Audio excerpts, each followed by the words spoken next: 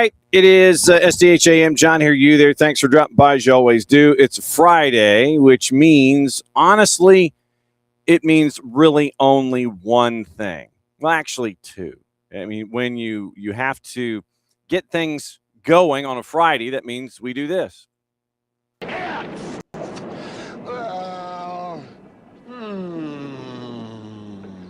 Come on, man. Go for it, dude. It's Friday. Friday. Friday.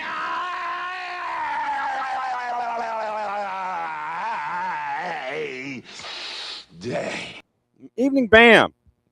For Bam, it's almost bedtime. So for Bam, who's 3/4 of a world away, good evening, morning on our end. Here's the rundown for the morning, and we're going to be kind of flying around a lot. So early on here in hour number one, we're going to get into the college game, and we're going to give you your Friday mashup from what happened last night. We're going to catch up with Matt Tarpley, the head coach at Tuskegee, and find out what's going on the men's side for about 10 minutes. And then after him, we're going to go to Georgia Gwinnett and catch up with Doc Mike and find out what's going on the women's side. Dr. Mike Giuliano, the head coach for Georgia Gwinnett, we're going to catch up with him about 9:20, find out what's going on there as they get ready for a busy weekend. Losing, it was, let's see, today's Wednesday, they lose at Life 4-2, ranked number 13 in the country. And so now they're getting ready for a matchup this weekend against William Carey. They're going to kind of have a bit of an NAIA run where they're going to go Southern States, and then they're going to be looking at the Sun and a couple of other conferences. But they've come out, win over Montreat, losing to number 13, Life U, William Carey coming up this weekend. So we're going to catch up with Doc Mike here in about 15 minutes. So Matt Tarpley coming up in a couple of minutes, and then it's going to be Doc Mike, and then we'll get into the college game. We've got your Friday mashup and the answer to our question that we posed this morning on social media. What happens when you have a rain game or multiple rain games or multiple games postponed by rain?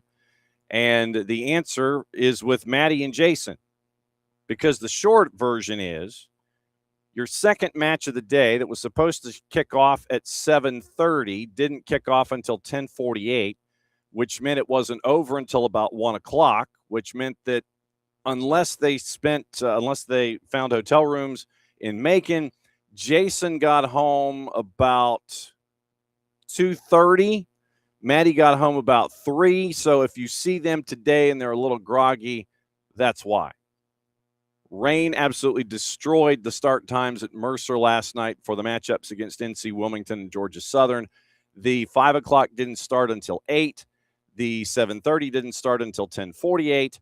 And there was also a reason that matches didn't get completed on time, and that is opening kickoff. And we'll have opening kickoff after we catch up with Coach Tarpley and Doc Mike around 9:30 and let you know what happened last night. So we'll get into the college game. That's hour number one. Hour number two, Lori Lindsey set to join us from AppleTV, and then Kamara set to join us after Lori Lindsey. 10:30, the Atlanta United Director of Methodology, Javier Perez, is going to join us. We're going to get an update from him. Academy about to get grooving, and we'll find out about what happened with the gathering when you had Stuttgart come in and what it was like to have them as your guest. And I know that Atlanta United is going to be returning the favor and going overseas and catching up with them there. It's a look at what's going on in the younger classifications, the younger age groups, as Atlanta United builds from the academy side. So we're going to catch up with Javier Perez about 10:30, and then we'll get you ready for the weekend, all of your MLS-ness, and we'll get you gassed up and ready to go there with juice boxes, referees, and all your storylines. We've got the gossip, rumor, and innuendo.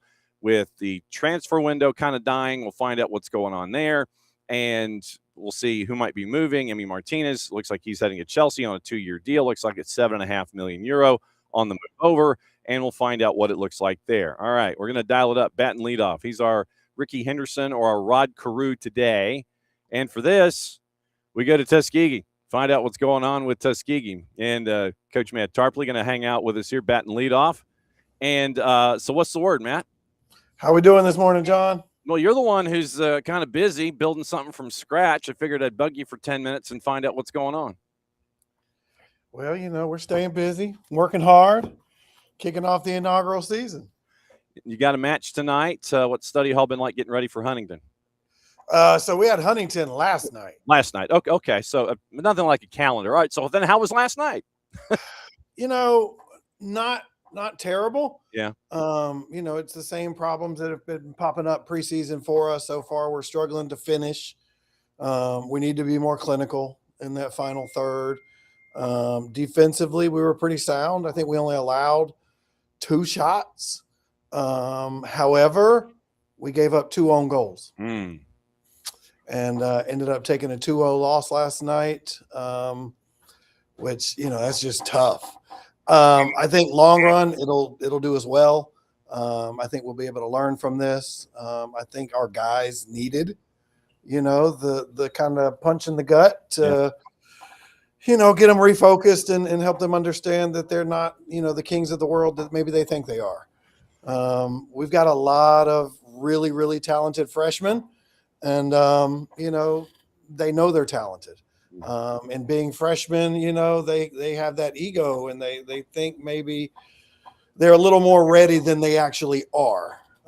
So for us, it's more between the ears than anything else at this point. Yeah.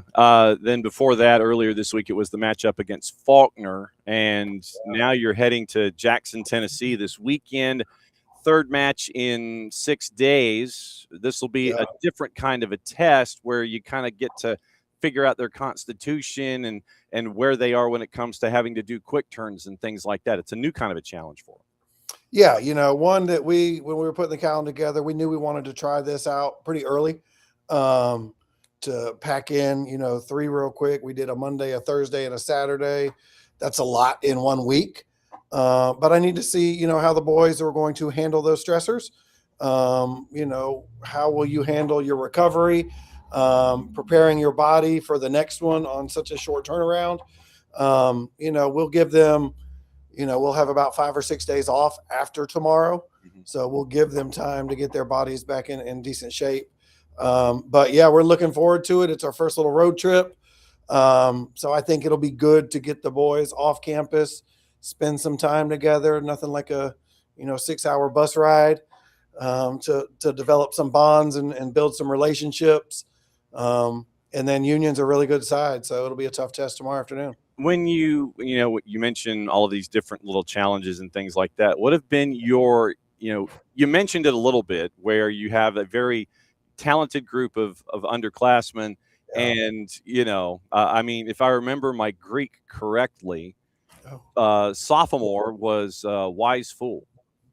The loose translation of that. Wise fool sounds very accurate at this moment.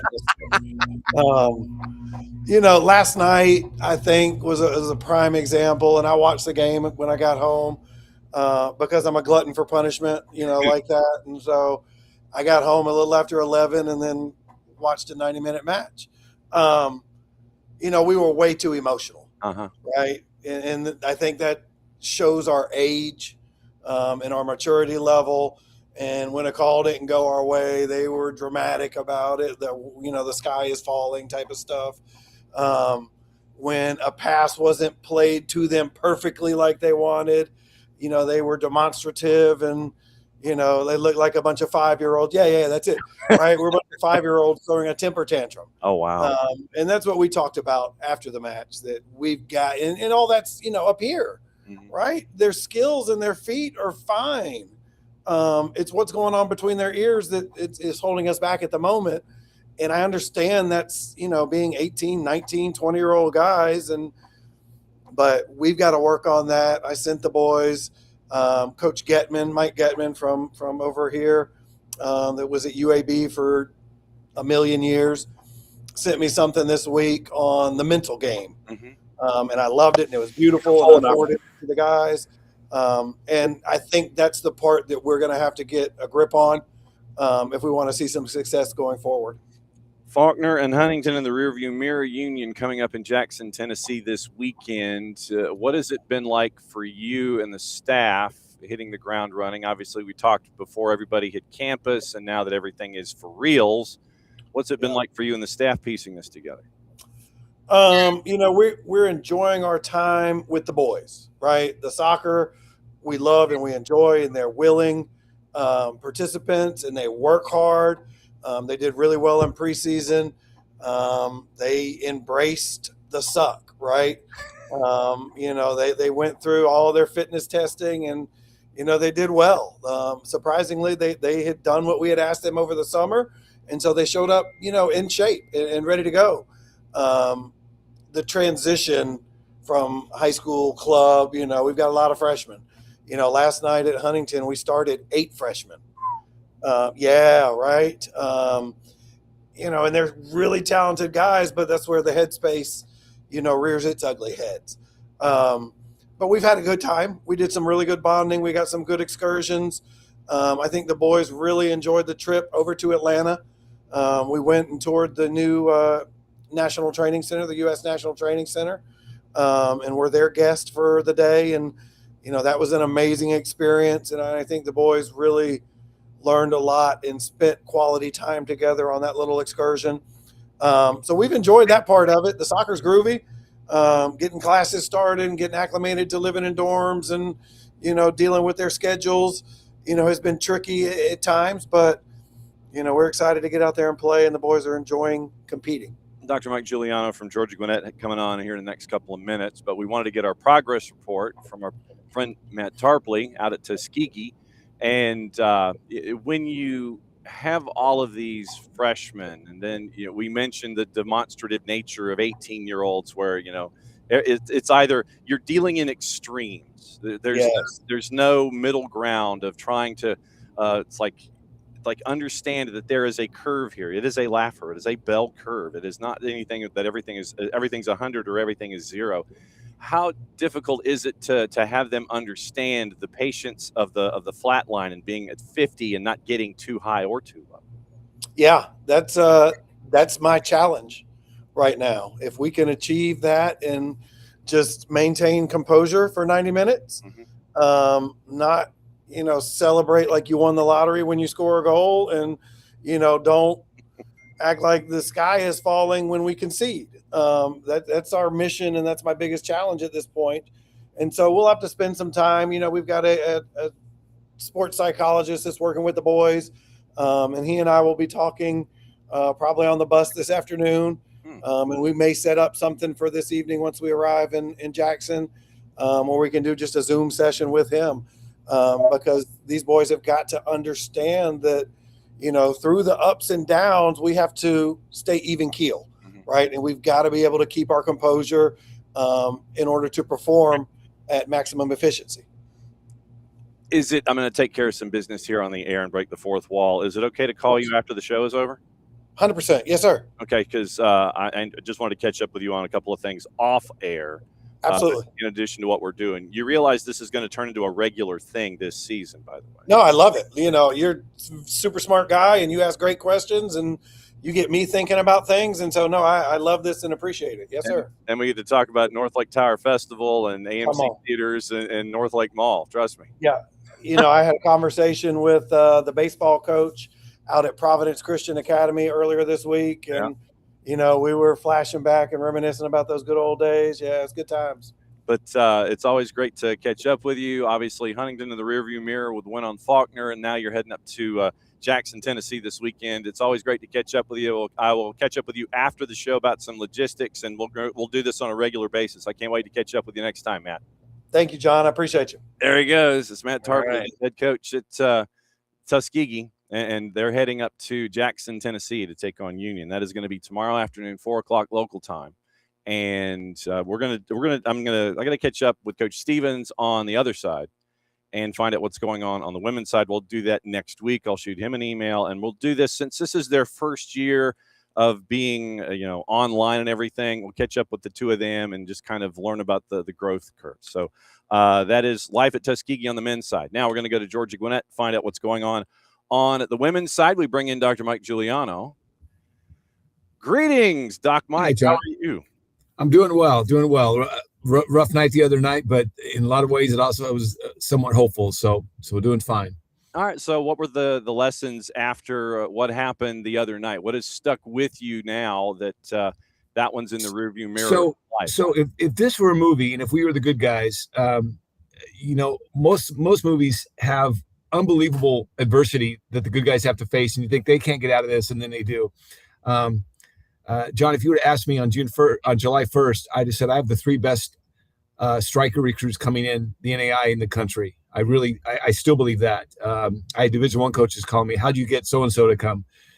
And then 2 of them tore their ACLs this summer, and one of them did not get her student visa due to some nation restrictions. And so suddenly all 3 were gone. And then the other night, early in the game, we lose our starting 9. And so 4 of the 5 strikers we were going to really count on the most are no longer available. And yet, despite that, we took I've checked the wonder of AI. It just makes research so much easier sometimes, although it's not always true. But I checked. Life hasn't been kept to under 10 shots in. They've been kept under 10 twice in 4 years, and despite all of that, we did that. We outshot them 20-9, and I'm playing a 9 who's never played the 9, and so I can't help but be hopeful. I love the fight. We gave up some really painful goals. It's like your previous guest said, you don't want to get too low and too high on the goals and too low. But what I learned is I think our commitment to high pressure is at an all-time high, and I think that's gonna really serve us well this year, and we're going to compete for this. And eventually, hopefully, we'll find out in the next couple of days. We hope our starting 9 comes back, and we'll be fine. We'll be fine. So love this team. Love the fight that they showed the other night in trying to to come back from that.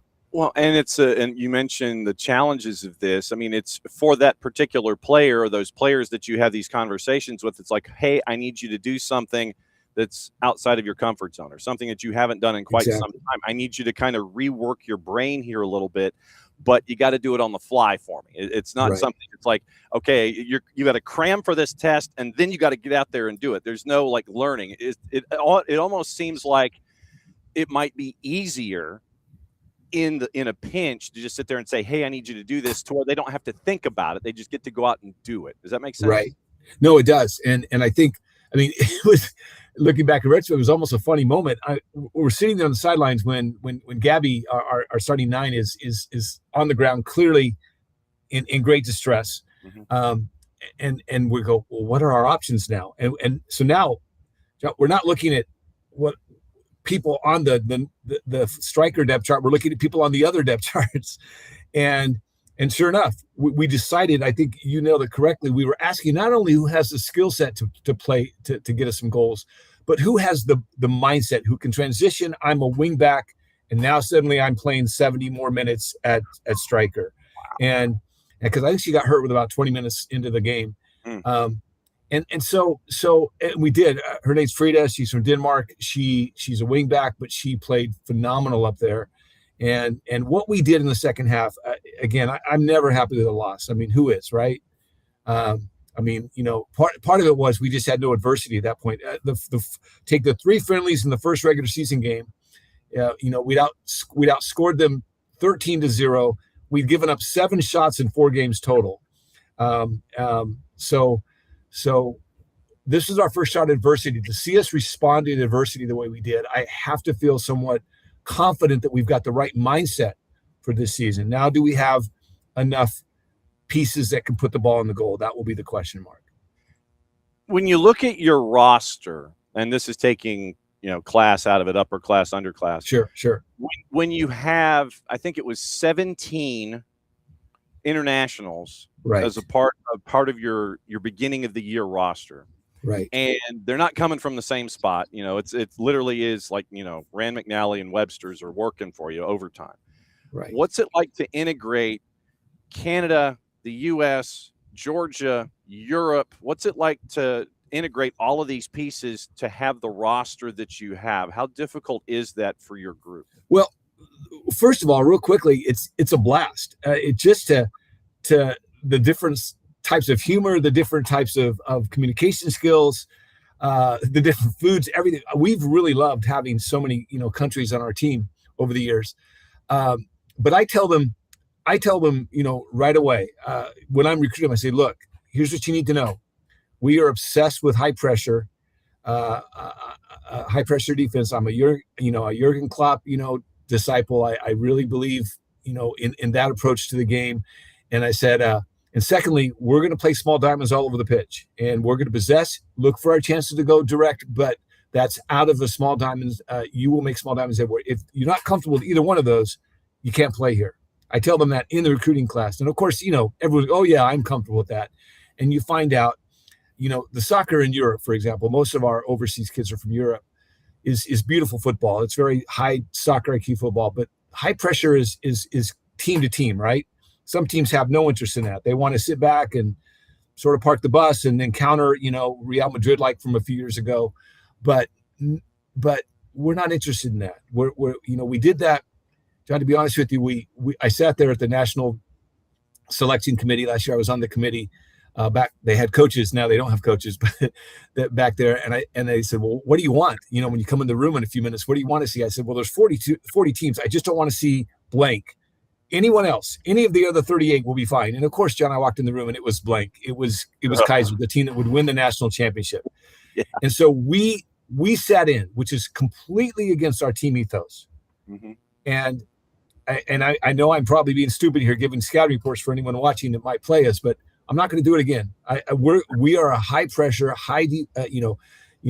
put numbers around the ball defensively team, daring you to go long and direct on us, and that's who we're going to be. And so far, I love what I've seen. Again, the other night straight, we gave up an own goal, 2 set pieces, and a goal in which not one but 2 players had clear chances to clear the ball, and both of them missed it. And then the girl behind him happened to be on live, and she said, "Thank you for that," and put the ball in the goal. So we'll be fine. We'll be fine. I know that set pieces is something that you can teach. You can do that. Yes. That is something that is practice field, and you can do that. Yes. Clearing the ball, that is something that's just you've got to get the player in the mindset of just get rid of it. You don't have to think about it, and you don't have to try to be cute about it. It's just like, look, just get rid of the thing. There you go. Yeah. And so it's stuff that is practice field navigable. It's like you can get those kinds of reps in there. You mentioned being a rock and roller when it comes to what you want to do out there. Is there any concern, and this is something that obviously can help during the year with Constitution and everything, are you concerned about the last, say, 10 or 15 minutes of each half, considering the amount of pressure that you put on? Or do you worry early in the year about fatigue and then having those time frames come back and get you with the team that's been going up against you in that first half and the second half of the way? Great question, John. And one of the most interesting stats is we had 33 healthy players in the roster last year. We have 22 this year, and that's by design. I won't go into all the details of why we did that, but that's by design. It wasn't we didn't like 33. Last year, it was common for us to have 9 people come in as subs in the first half. That's not happening this year. So I told the team in day one, I said, we're going to be an interesting little thought experiment here, and then hopefully translate in the pitch. You're going to be high pressure on steroids, but we have to be able to drop in and rest ourselves sometimes. So we, like all teams, we have pressure, the line of restraint. We have pressure 1. That's 120 yards of pure chaos.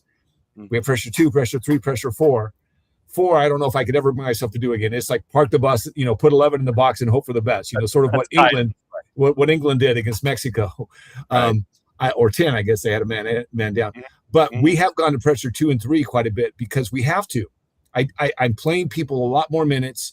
You cannot be that kind. If this were basketball, forgive the basketball analogy. This is full court press. You can't do that. It's Nolan Richardson. 40. It's 40 minutes of hell. Yeah. You can't pull that off on a 120 yard by 65 by 70 yard pitch. You just can't. And so we have to pick our spots to chill things out and to give the other team the ball.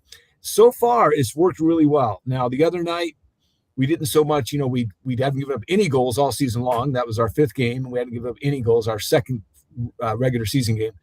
And so maybe we were chasing the game. Tough to not want to play pressure when you're chasing the game. And so we didn't do it then. And maybe that was an issue, but But John, the stats say otherwise.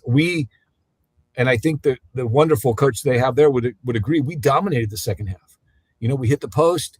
We had, I think, double their shots, and so you're right though. You're right. You can't play the Nolan Richardson full court press for 90 minutes on a soccer pitch. Not with maybe 5 subs are going to get in. So we have to pick our moments. What's it like? This is almost like Rocky 2 here. It's you're trying to have Rocky fight right-handed at times when you're a southpaw.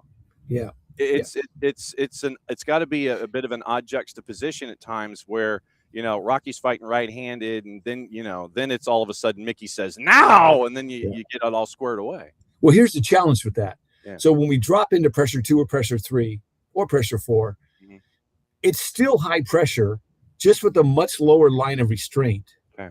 And the brain doesn't work that way though. Oh, we're not pressuring the attacking third anymore, so they're getting in too easily, and so we just keep preaching. Talk about broken record. All of us coaches have our little 25 sayings, and mine are: we're a high pressure team for 90 minutes in every one of our 4 defenses, but some of them start deeper than others to rest your legs a bit.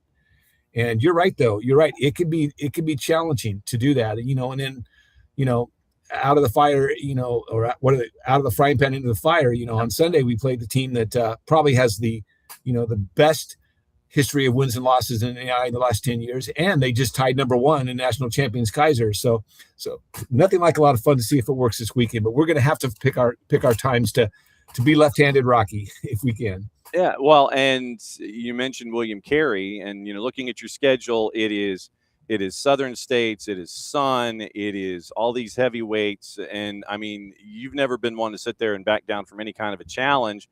What are you looking for? I mean, the wins and losses aside, win-loss draw aside against the number 9 team in the country. What are you looking for specifically that you can build from and look at on tape, or drive yourself crazy over the weekend in between the William Carey match and Mobile? Well, one of them happened this last time we played number 12 in the country. I truly believe, by the way, that life is underranked. I've seen most of the best teams already, at least a little bit. Mm-hmm. I think they're underranked. I think they'll be a top 10 team really soon. I want to see what our team does with adversity. And, we go down, we start the game, we score on, and I think they'd agree, probably the worst goalkeeper mistake I've ever seen by them. And we're up by a goal. Then they score 2, they're up. And then they score a third one, 3-1. And then we score another one, 3-2. And we're there, man. We are fired up. And honestly, John, when they scored the 4th on just a horrendous defensive corner kick performance by us, when it was 4-2, I thought, I don't know. Is my team going to be able to fight and hunt, from there? I gave a really corny hunt is a big phrase for us. It's very well defined. It's part of our high pressure ethos. And we actually define it in some very specific ways. And I gave a corny joke at pregame, but some got us, some didn't. I said, guys, good news. You guys know that eagles have been on the endangered species list. I just found out it was changed today. You can hunt eagles now. And of course, they're the life eagles. Some laughed, some thought, they're from some other country. What is he talking about? But I want to see how we deal with adversity. And I think when you play teams like William Carey, I mean, I think we're their match athletically, but they're so tactically sophisticated. It's your ability to scan on a regular basis, John. Mm-hmm. There it is if we can pick up our scanning to 3 to 5 seconds, every 3 to 5 seconds, I think we can survive on Sunday. If we're not, they're going to surprise us and sneak in places we're not. So vision off the ball is going to be probably the thing that will decide whether we can. They're much bigger than us, by the way, but I'm not terribly concerned about that. But I am concerned about their tactical sophistication versus our scanning abilities. 2:00 Sunday afternoon up at the center of the Grizzly universe. Is that right? Right. That's it. And hey, how much fun though? They just tied the national champs. I mean, talk about making yourself relevant in 1 week, in one 2-hour period. Let's take care of business on Sunday. Now, again, I'm starting a striker who hasn't played striker, and if she goes out, I might call you. I might see if you're available. I don't know what I'll do, but. I mean, look, I've got 2 years of eligibility with the NCAA. That much I do know. There you go. There you go. So I love playing these teams. I'd rather play a William Carey and lose by a goal, or heaven forbid by 2, than play someone we beat by 6. I've been that way since, for 40 years now, and I will always be that way. And the good news is, therefore, we're prepared when we come to playoffs. We know what's out there. So we'll see. Cannot thank you enough for doing this, especially on a Friday. And I know that you're getting like massively busy and everything, getting ready for a big weekend against William Carey coming off of the life match. You know that we're going to be knocking on your door a lot as the season continues. We'll get our progress like we do with Matt Tarpley at Tuskegee. So you've been sufficiently warned, and just tell Dale that, Nelson's going to be, sending you emails when you have breaks. I love it. Whenever's good for you, we'll make time. This is fun. I get to reflect on what we do well and what we don't do well. And like your previous guest said, you ask good questions. So I enjoy it. So anytime, John. Thanks for your time, Doc Mike. Good luck this weekend. We'll catch up with you soon. Thank you. There he goes. Dr. Mike Giuliano. He's the head coach on the women's side at Georgia Gwinnett. 2:00 Sunday afternoon up at Georgia Gwinnett up in Lawrenceville. Number 9 team in the country in the NAIA William Carey visits, and it's a part of their massive schedule, and they don't flinch twice about these kinds of things. It's like, all right, let's dial it up and see where we are. And the fact that they have had 4 of their 5 that they would like to have at striker no longer available, 2 with injuries, 1 with logistics, and then 1 with another injury. So 3 before the season starts, 1 injured in match. And so now you're having to work on the fly. So that is where Georgia Gwinnett is right now. And they get William Carey coming in this weekend on Sunday. So that is the bit of the red clay.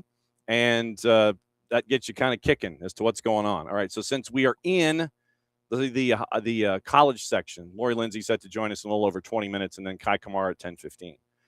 The college section will go here from the Kaiser Permanente studios. And what we will do, morning, David. Bam. Highly recommend not to have an avulsion fracture in your ankle. Yeah, that would be, that's bad. Don't do that. So we'll do the college stuff here, and we'll do gossip, rumor, and innuendo on what to watch before Lori Lindsey joins us at 10 o'clock. So here's what we know.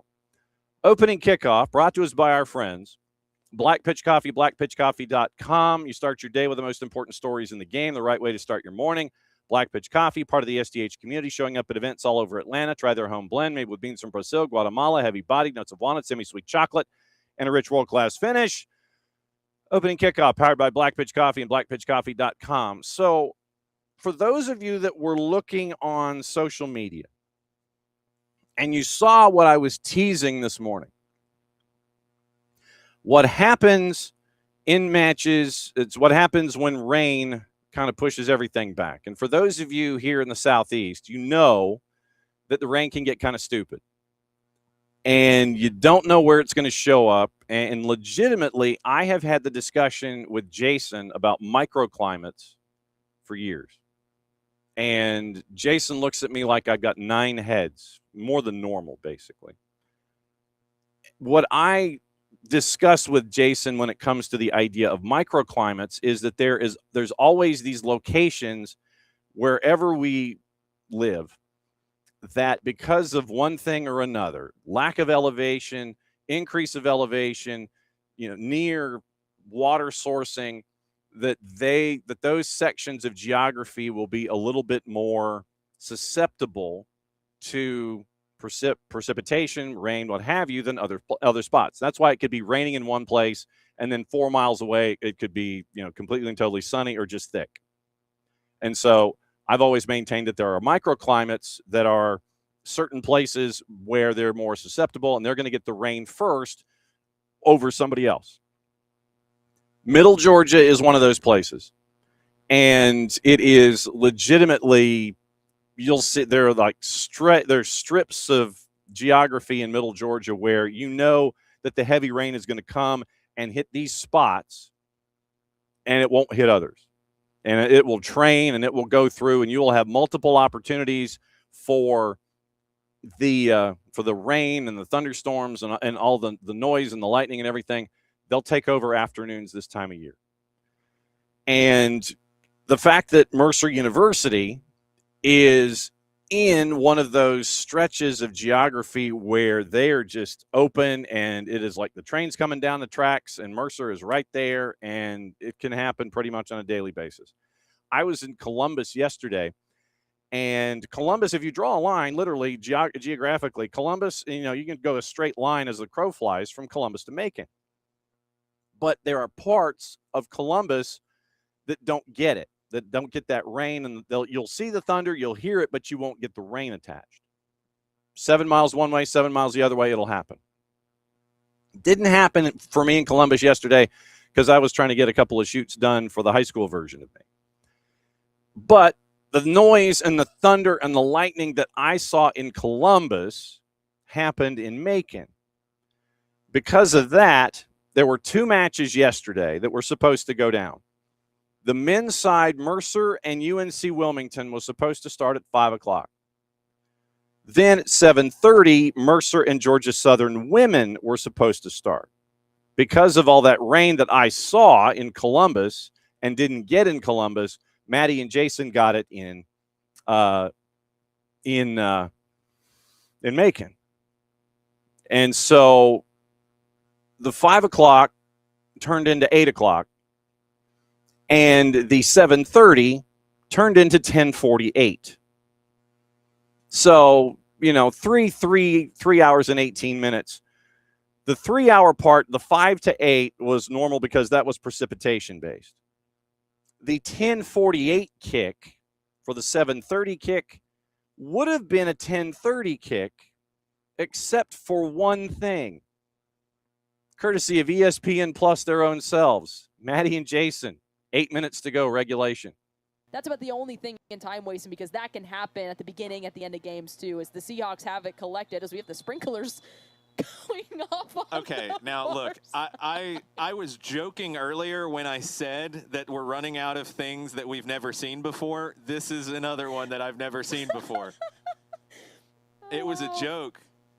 I'm telling you, you jinxed it. You jinxed it, Jason. I have nothing else to say. As, again, we have the sprinklers going off. Another stoppage, 8 minutes and 30 seconds. We still have the women's game up next. Mm-hmm. Yes. The sprinklers came on. The sprinklers came on. The game wasn't done. The sprinklers came on.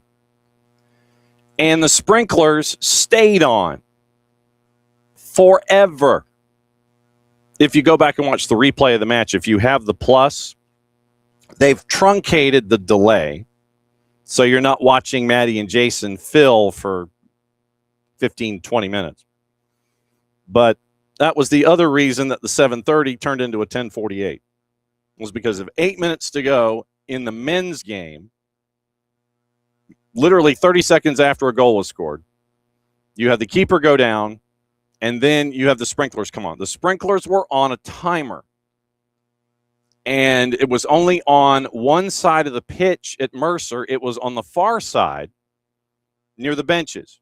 And so literally the water's coming out and everything. And Betts drained, pretty well from all indications.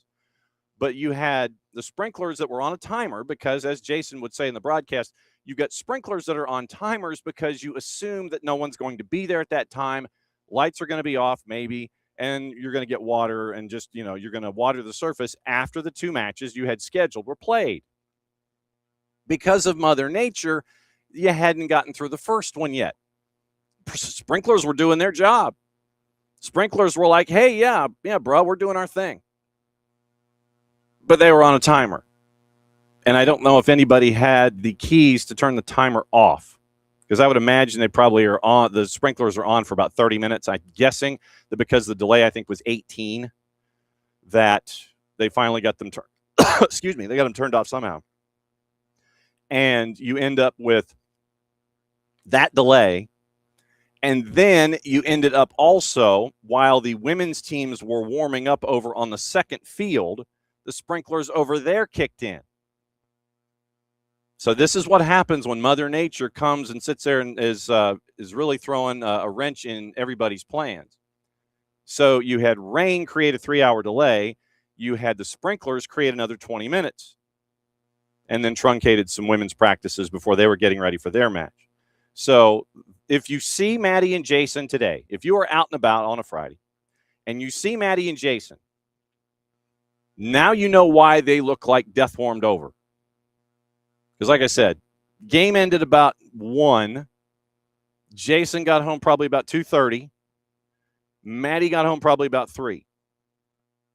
And so that's why, like I said, they're probably dragging this morning, if not this afternoon, if not tonight. So, boom. Yeah, so that was the craziness that happened. Only a part of the craziness that happened at Mercer last night in Middle Georgia because of Mother Nature. So what else happened last night and yesterday afternoon? Here is a small sample of what went down. Here's your Friday mashup in the colleges. Once again, thanks to our friends at ESPN Plus and all the conferences that create all this stuff on a daily basis. Right towards the center of the net. Bernal out, and it goes off of McCullough and in. Auburn open up the scoring off of the set piece, and the Tigers gather around Gracie Brown. Auburn 1, Kennesaw State 0. That's a great slide rule pass, and it finds the back of the net. Caldwell, who was deprived earlier on in the second half, now finds the twine. It's Auburn 2, Kennesaw State 0. It's a glancing header that finds Bell to the back post, chest it down and slot it in. It's music to the ears of the Auburn Tigers supporters. It's Emma Music with her first ever collegiate goal. Wilson into the wall, takes a deflection and in. Goal. Goal. Goal, Georgia Southern. Kendall Wilson puts it off the side of the wall, and it hits the ground and then spins away from Bernard. 1-0 Eagles. Cross in, back post, headed on and in. Goal. Goal. Goal, Georgia Southern off the cross. Natalie Heckathorn with the header. First goal of the season, second of the night, and Georgia Southern turned the momentum back in their direction, and they make it 2-0. Whistle blown. Wilson, goal. Goal. Goal, Georgia Southern. They take the 3-0 lead. Kendall Wilson, her second of the night. And the Eagles have the 3-goal lead. That's a well-taken penalty by Kendall Wilson. Really well taken. Deep breath for Peyton Nutzman. Puts this one past Wilson. Got a touch, but goal, goal, goal, Mercer. It is 3-1. Bears trail by 2. 6:17 on the clock. Learn from the first one. This one, I mean, same spot as well. You pick it and you just put power to it. That's exactly what Nutzman does. She doesn't let that first attempt phase her. She sticks with what she knows, where she's going to go, and it's all power from that. Braziunas to the right. Slips it through. Pugh, goal. Goal. Goal, Georgia Southern. And after what could have really rattled a team where they concede and the home team's chasing it, Braziunas and Pugh combine for the goal that puts this one away. 4-1 Eagles. Cuneo with Patterson to Hamano. One more touch in front of the frame, and turning around for the strike, it's Georgia who gets on the board.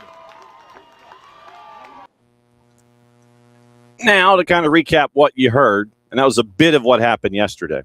That's kind of touring colleges in 3 minutes. Georgia Gwinnett went on the road to Dalton State, and the men's team knocked off UNOH yesterday 4-1. Dalton State in the nightcap knocked off Campbellsville 2-1. Auburn shut out, and Auburn got the win over Kennesaw State at the fraction, and so it was a big win for the Auburn Tigers. You heard Mateen the Dream. He was on the call on that. That was your play-by-play. TCU beat UGA, so it was the Frogs over Dogs 3-2. And the Mercer doubleheader, Mercer loses on the men's side to UNCW 1-0. That was the sprinkler game. And then Georgia Southern on the women's side beat Mercer 4-1. And that started at 10:48, probably ended about 1 o'clock in the morning. So that is your quick mashup of everything kind of that we could grab on a quick notice. But that was a bit of what happened yesterday in the colleges. So that's your Friday college mashup, and also your Red Clay update with Doc Mike and with Matt Tarpley from GGC and from Tuskegee. So very cool stuff there to catch up with both of them as their seasons are kind of getting underway. And yes, Tuskegee will be something that we're going to keep an eye on for the trust me, this first season, men's and women's, we're definitely going to be keeping up on both sides with Coach Tarpley and Coach Stevens and get the lowdown about everything that's going on over there. Morning, Allison. Morning, David. Morning, Bam. And morning to everybody who has been dialing in this morning. Okay. Gossip, rumor, and innuendo, what to watch, where to watch it, how to watch it, brought to us by our friends at Fanatis, fntz.co/soccer down here.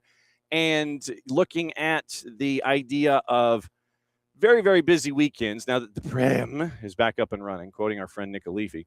Liga 245 on BN Sports, simulcast on BN Espanol. With Fanatis, you get all the BNs, which means you get French League, Portuguese League, Polish League, and Turkish League. You get those four, plus everything Middle East and North Africa. You get all of the AFCON, WAFCON, Champions League.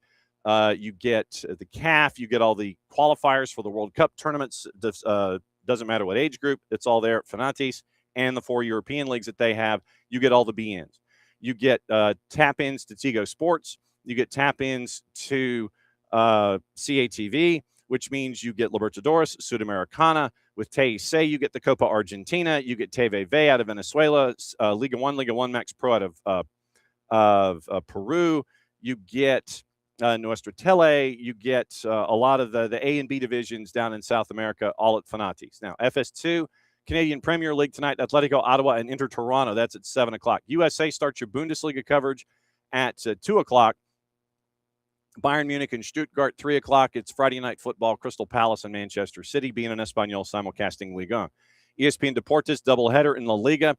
Racing Santander and Elche, Deportivo Alaves and Villarreal. Fox Deportes, the league we don't talk about, and Liga MX at 9 o'clock, Necaxa Cruz Azul. Telemundo, simulcasting the Bundesliga. ESPN Plus, simulcasting La Liga and USL League One. Charlotte Independence, AV Alta, 7 o'clock.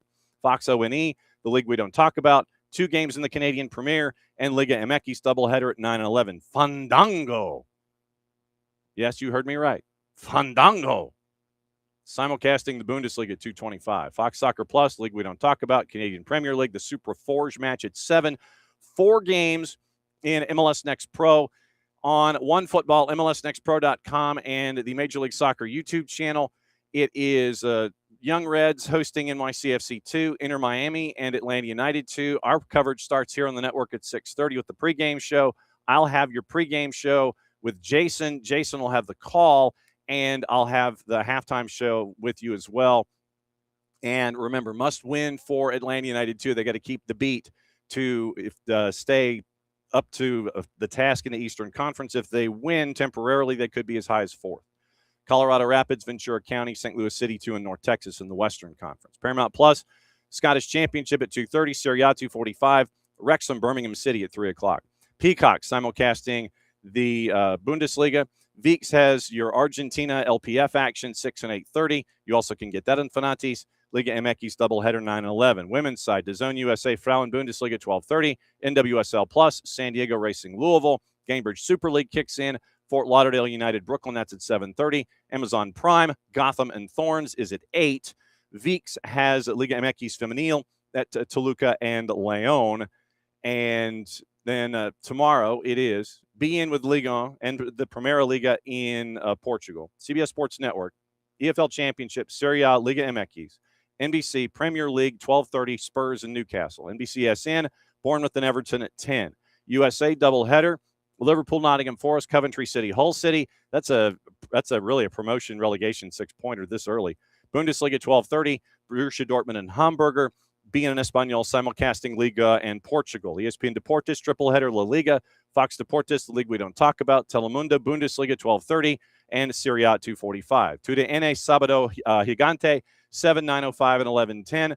Universo simulcasting your triple header 7:30, 10 and 12:30. Univision simulcasting your triple header Liga MX. Apple TV, all the matches starting with Seattle hosting Chicago at 4:30, Atlanta United Charlotte at 7:30, If you missed it, we caught up with Will Pelagic, the play-by-play voice for Charlotte. That is on the network. You can go back and listen to that. We had Oppo research earlier this week. Golasso Network, EFL Championship, doubleheader, Serie A, doubleheader, USL Championship, doubleheader, dayside, nightside. ESPN Plus, La Liga, Eredivisie, Segunda División with Las Palmas and Real Oviedo, USL Championship, 3, 6, 9, 10 matches there. USL League One, 6 matches there. Fandango has 5 Bundesliga matches available. Fox O&E, the league we don't talk about in the Canadian Premier League. Fox Soccer Plus, the league we don't talk about, Canadian Premier League. One football, MLSnextPro.com. 2 matches, Chattanooga, Carolina Core, Connecticut FC, the Coy Wolves, and Red Bulls 2. MLS Next Pro is also now adjusting their schedule to go with Major League Soccer. So they're going to have a sprint season as well after this season. Then they're going to go with the split year. They're going to start it in the calendar year. They're going to take a winter break and then come back in January. So their 26, 28 game schedule. They're going to have the sprint season coming up just like Major League Soccer. Then they're going to flip their schedule and reorient it to where they start in the fall. Then they're going to take a winter break and come back in the winter and finish up. So that's going to start this upcoming calendar year as well. Paramount Plus, 6 matches in the championship, League One. The team that I don't talk about or mention by name is hosting Leicester City. League Two has a match at 10, 4 matches available, Serie A, 2 in USL Championship. Peacock has all 5 matches in the Bundesliga. Triple header available, Serie A. Tubi has the Ekstraklasa, the Polish league, which you can get on Fanatis to be in, and Liga at 245. VEEX, 5 matches available in Argentina, 1 match available Liga MX. Women's side, NWSL doubleheader, 6:30 and 8:45. Fox Deportes, Liga MX Femenil, late night Juarez and Cruz Azul. ESPN Plus, the Northern Super League at 6 o'clock. Fox O&E, triple header, Liga MX Femenil, 7, 9:06, 11:10. Peacock, 3 matches available, USL Super League. NWSL Plus has the NWSL Orlando-Utah match. Tubi has Current and Courage at 6:30 on Saturday night. That's the marquee game there. Denver and Chicago at 8:45.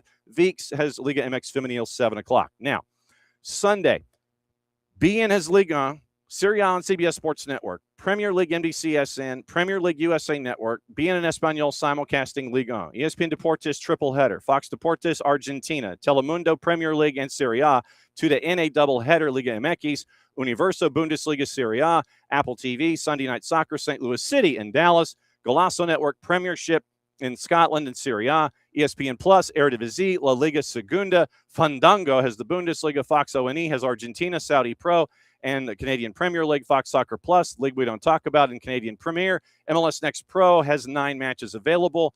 Where you get them, Major League Soccer YouTube channel, OneFootball, MLSnextPro.com, Paramount Plus, Scottish Premiership, Serie A, Peacock, Bundesliga, Serie A, Tubi, the Polish League doubleheader, VEEX, Argentina, 4 matches, Liga MX doubleheader, YouTube, the Brasileiro, Flamengo, Botafogo, Women, NWSL, Washington Spirit, and Bay FC at 12:30, Copa Italia Femenil, noon on FS2, Fox Deportes, Liga MX Femenil, ESPN Plus, NWSL, Washington Spirit and Bay, Northern Super League, AFC Toronto and Ottawa, Fox O&E, Copa Italia Femenil, Liga MX Femenil, Amazon Prime, Liga MX Femenil, Roku, NWSL, Seattle and Houston, VEEX, Liga MX Femenil, America and Tijuana at 5:45. So that's what to watch for the entire blanking weekend.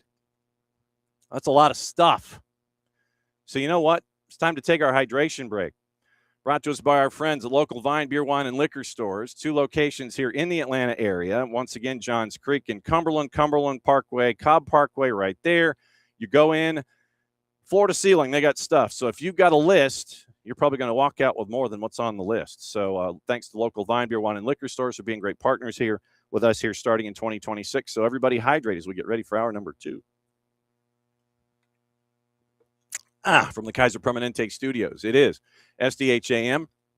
Lori Lindsey, Kai Kamara, Javier Perez joining us here in hour number 2 to break everything down and let you know what the world is going on from a perspective from Apple TV. And Kai Kamara, let's see if he wants to talk a little Cal State Dominguez Hills Toros action. And so Kai has been put into the studio for MLS 360. We'll see how he's adjusting to that and what it's like to have more than one person talking to you at a time, folks in your ear, in addition to the folks that are there in front of you. You have to kind of split your head in half and find out, okay, here's what this guy's telling me, And here's what the table is telling me. Here's what Kevin and BWP are talking to me about, and either Dax or Sasha. I have to listen to them, and then at the same time I have to listen to the folks in my ear to figure out, okay, go on to highlights, that kind of a thing. So we'll have that kind of conversation with Kai Kamara when he joins us at 10:15, and we will break everything down with Kai Kamara. So 10:30 once again, the director of methodology for Atlanta United. And that is Javier Perez, and we get to talk academy with him, and we get to talk a lot about what happened when Stuttgart got to visit recently, and it was a great sharing of international soccer with what Atlanta United is building. Charlotte was there, Stuttgart was there, so we get to find out what it was like to have all of those folks under one roof, how the information gets shared, what he's looking forward to most when it comes to the academy, and how he budgets his time. How he really budgets his time. That, to me, is the biggest thing. Is how do you budget your time, sir, when you have all this stuff going on? That's the biggest thing for me. So we'll find out what's up with Javier Perez coming up here in just a little bit. Now, since it is hour number 2, and we have had the hydration break, we trust that this individual has already properly hydrated. But if she wants to hydrate during the segment, that's perfectly fine. We bring in Lori Lindsey, one of the busiest people in show business. Lori Lindsey, what up? Hey, how's it going, John? How you doing? Try to be as busy as you. Do you know what town you are in? I do, which is surprising, but I am in Harrison, New Jersey. One for the Gotham Portland game tonight in the BSL, and then for Red Bull versus Philadelphia tomorrow night. So I got to stay in one place. That's a win. How you doing? Yes. Trying to sort it out with you. So okay. So since you mentioned what you're up to tonight. So what's study hall been like getting ready for the Gotham matchup? Well, we've actually basically been the local broadcast for Gotham this month of August because we've had, I think, our 3rd or 4th game with them. Actually, 3rd in August, and we had this exact matchup in Portland at the end of July as well. So, listen, 1 versus 3. Gotham are on a 9-game win streak, number 1 right now, sitting on top of the Shield race, and Portland. Sorry if there's some background noise. Seems to be a lot of honking out there, but regardless. Did somebody call the cops on you or something? No, no one did. I've just got to get my coffee this morning and behave myself. Not always the case, but I'll ask Hildreth about that. Yeah. Yes. Anyway, should be fun. You got Sophia Wilson, Pietra Torden on one side, right? These players, and they're starting to catch a little bit more momentum, even though they lost Olivia Moultrie, which is a big loss for Portland. But yeah, it should be a fun one. Really good matchup tonight. What's it been? And Courage has been climbing the table. What's it been like to see Courage in that offense kick in? Yeah, I mean, well done, Ashley Sanchez. That's amazing. Leads the Golden Boot race right now. Had two goals again this past Wednesday. It was the lone Wednesday game that we had. So her 2 goals beat Angel City. But yeah, I mean, credit to them because when Manaka left to go to the WSL in Europe, she was kind of like their, the main creator in the midfield for them. I actually wasn't really sure what the team was going to look like because she and Ashley Sanchez played off of one another really well. And I was, to be honest, a little concerned that that would affect Ashley Sanchez's play and just how much she was able to get on the ball. But they have really, the team has taken a step forward, but all the credit to Ashley Sanchez because she has vision, she has skills that a lot of players that you don't typically see possess, and she's just taken this team on her shoulders this season. It's been fun to watch. Then Saturday, it is. I think you'll probably be standing, I would guess, in the same exact spot. Exact spot. Yep. What has gotten into Philly recently? Obviously they seem to have found themselves a little bit under Ryan Richter, and now they're taking on Red Bulls, and Red Bulls is like the Forrest Gump box of chocolates. What are you anticipating here? Yeah, funny enough, I was Chris Whittingham and I were on this game. It was the first game back from World Cup break in Philly, late July. So we get this rematch as well. You know what it is about Philly? I think they just needed to regroup. So the World Cup break, where for some teams it's,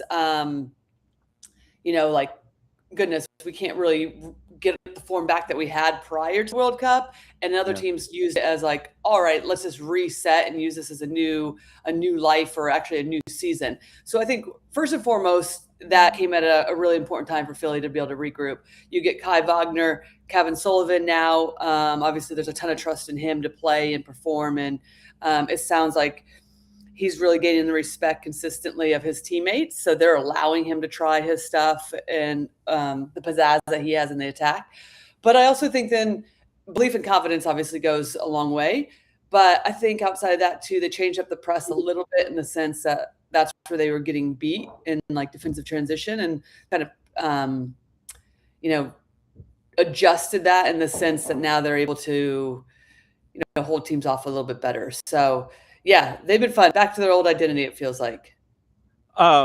If you and if you've already had this part of your production call, I don't want you to divulge who these individuals are, but traditionally, when folks will watch an Apple broadcast or any broadcast, it will be the players to watch segment. It'll come up title over wide. You'll do your intros. It'll be the voices. Hey, we're doing this. You roll through the basics, and then you've got the players to watch. Yeah. I don't know if you figured out who those are. If you have, don't say, because if somebody's going to be watching, I want them to be surprised. Yeah. But along those lines, if you and I were in the booth and I bumped Chris or told Chris to go down 2 levels just to the main level and go get some pizza or something and come back in about 5 minutes. If you and I were doing players to watch, but it's not the players to watch that are going to be on the broadcast, who would be like your B players, those second level guys, the foot soldiers for both of these teams that will not make players to watch on the broadcast, but should be players to watch on the broadcast? Yeah, that's a great question. Well, I think with these two teams, you could pick a lot of players and they still wouldn't be considered B players, really. But I know what you mean in the sense of like that we don't typically. I would say Danley or Lukic in the midfield. Probably I'd go with Danley, even though my buddy Danny Higginbottom loves to choose the holding midfielders. It's a big joke between us and our group text. Well, right? no, we are the Holding Midfielders Appreciation Society, so we completely understand. Yeah. So I would, most likely probably go with Danley in the sense that, he's the one in there that's breaking up plays, but we've also seen his timing and his ability to get into the box at the right time and help create in the attack or finish plays. So I think he's instrumental. So he's who I would choose or Harriel. I mean, I think he's a big unsung hero for this Philadelphia team. He's played outside back, he's played center back, and he has production on both sides of the ball because he's good on set pieces too. And then for who would I go with? Red Bull. Well, who's really caught my eye, and he's probably been a player of the he's probably been a player to watch already too, but Mehmeti. I think this young kid is so good. He's also a midfielder, obviously. He's played a little bit deeper prior, but it does seem like he's maybe inching his way into a little bit more of like, not an attacking role, I would say, but has more freedom to get forward. But I really like him. I mean, the way he faces, he's tidy on the ball, gets faced up. Especially as a young age, I think a lot of times when the pace increases in the midfield, it's not that you panic on the ball, but you don't necessarily create the angles for yourself to be able to like get faced up and play forward. And I think he's exceptional at that. Lori Lindsey hanging out with us with her morning cup of coffee. Kai Kamara said to join us in about 6 minutes. And we believe in hydration here. We want to have all of our guests at peak performance, no matter what time of the morning it is. How different is this Philadelphia team that we're used to, the Philadelphia Union, the pressing, whether it was with Bradley Carnell in year one, Jim Curtin all the way back, Ryan Richter now? How different is this Philadelphia Union team in their approach? Is it still the I'm going to try to press you out of the building and go from there? How different is it? Is it tweaked any? I mean, no, they're still going to press. They still want to be direct and get forward as quickly as possible. So I feel like there is a lot of similarities. I was just saying, like, it's more about going together and being like a collective unit when they go, because that's what was causing them some issues. One, they weren't finishing plays, right? So then it's like a natural decline in confidence. But I think they were getting beat a lot of times when the first line was hard to press, and then there was just too many gaps. And at that point in time, you're just chasing the opposition. So I would say as a collective, they've gotten much better. I also think Kai Wagner is a big piece to that, because obviously he got back in at the exact right time after the World Cup break. And his leader, and even though we might not hear about this a lot, I'm be surprised if this isn't the case, but his leadership, his ability to help adjust the press in real time, I think is something that's probably missing in that first part of the season. They needed some just like more experience, a vocal leader in that regard. And I think he has a ability to do that from the back line. So I'm sure that's helped too. But no, they're still going to smother. I think they're still excellent in the sense that once they do lock you in, they make it really difficult. Rest defense, if that's what you want to call it, like behind the ball, right? They make it difficult for teams to be able to get out. And I think they just got back to being focused in that and making sure it's a unit and it's cohesive. With Red Bulls, I know that folks were freaking out a little bit early in the year when Michael Bradley started a lot of the baby bowls, and it was like, well, no, he actually coached them last year. He knows what he's getting with them. That's he did this. And it looked like they kind of hit a wall early. It's like, we actually are playing here in Major League Soccer, all the young guys. But then they seem to have navigated through that. And so the sine wave that is the season with the Red Bulls, it looks like they've kind of reoriented. What have you seen with what Michael Bradley's done with this young group? Yeah, I mean, I think anytime that's the biggest thing. When you talk with Ryan Richter about it too, with like Kevin Sullivan, I mean, Sullivan's still a young player. He's still making his way back completely from his ACL, but some of these other players too, Westfield for Philadelphia. But I say that because we were actually just having this conversation yesterday with him about, first and foremost, it's about giving these young players opportunity. And then how do you grow within that when you do get those minutes? So I feel the same about Mehmeti and Julian Hall, these players that are getting these minutes. It's about them, you having confidence in them as a coaching staff and an organization, and then just allowing them to work through some of the highs and lows. And I agree with you. I think that they, to be able to perform and do what they're doing, I do feel like right now they're in an interesting spot. Like one of the things that Michael Brad was saying was, after the World Cup break too, it was like, we just want to continue to replicate what we did the first part, because they were in a good position. They still very much are, but I feel like in terms of results a little bit recently, they've declined. So it's just about getting back on track. But I mean, listen, the biggest thing is these guys are performing. So it's not like, hey, we're just putting you on the field to give you opportunity. They're actually getting an opportunity, and they're taking those opportunities, and the results are showing in the sense that they're putting in good performances individually. Lori Lindsey, busy in the swamps of Jersey this weekend, standing in the exact same spot back-to-back days, Friday with the NWSL, Saturday with Major League Soccer. This is the first time that we've had you on since a particular announcement happened, and I wanted to get your thoughts on JP Della Camera.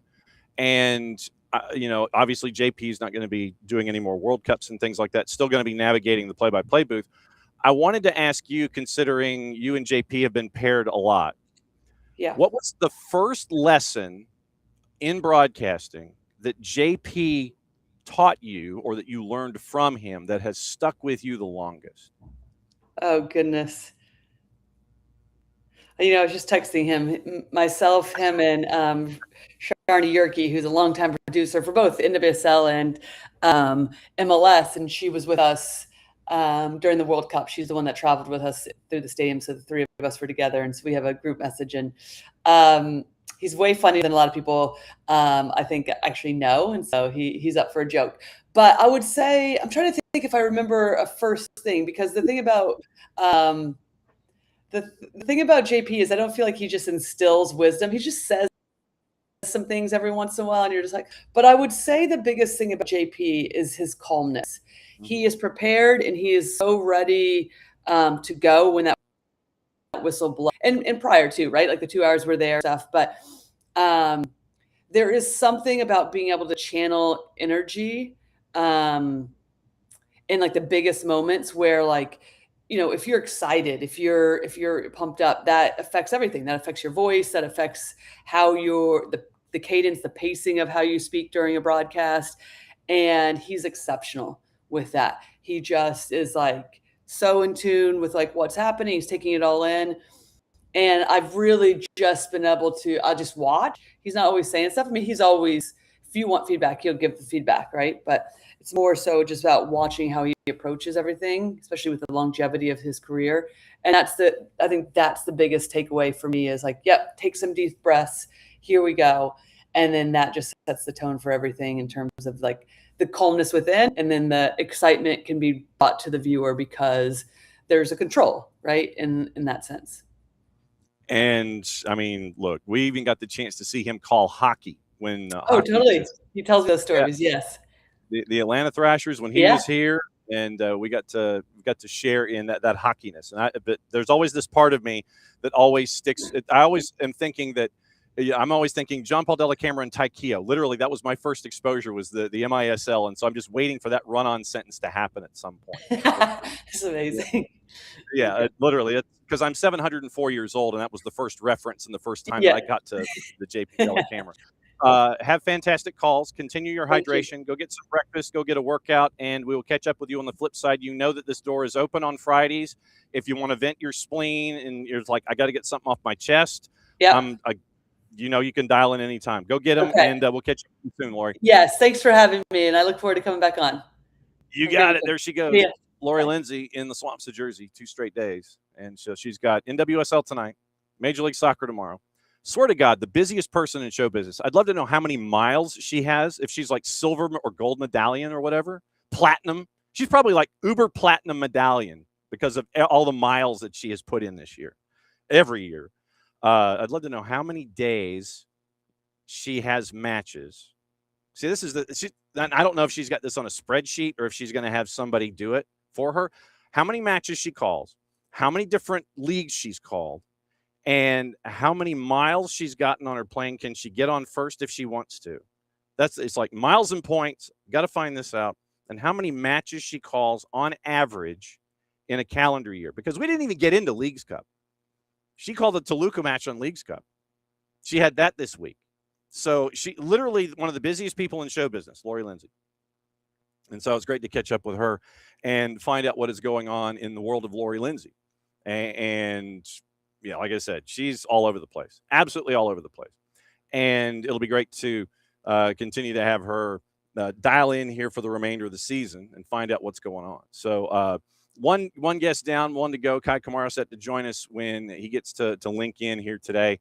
And Javier Perez is going to be joining us at 10:30, and we'll break everything down with him when it comes to Atlanta United. We'll get a good 15 minutes in with Javier and find out what's going on when it comes to the academy and all the younger groups and how they're continuing to grow and evolve as we go here this morning. So this is SDH AM. John here, you there. Thanks for coming by as you always do. When we get into all of the, the gossip and the who's going where and who's doing what and all the things and getting you ready for anything and everything there's a lot to get into. So looking at a couple of folks, it looks like West Brom is in a deal with up to 7.6 million pounds, as it looks like, and this is just me grabbing headlines quickly here.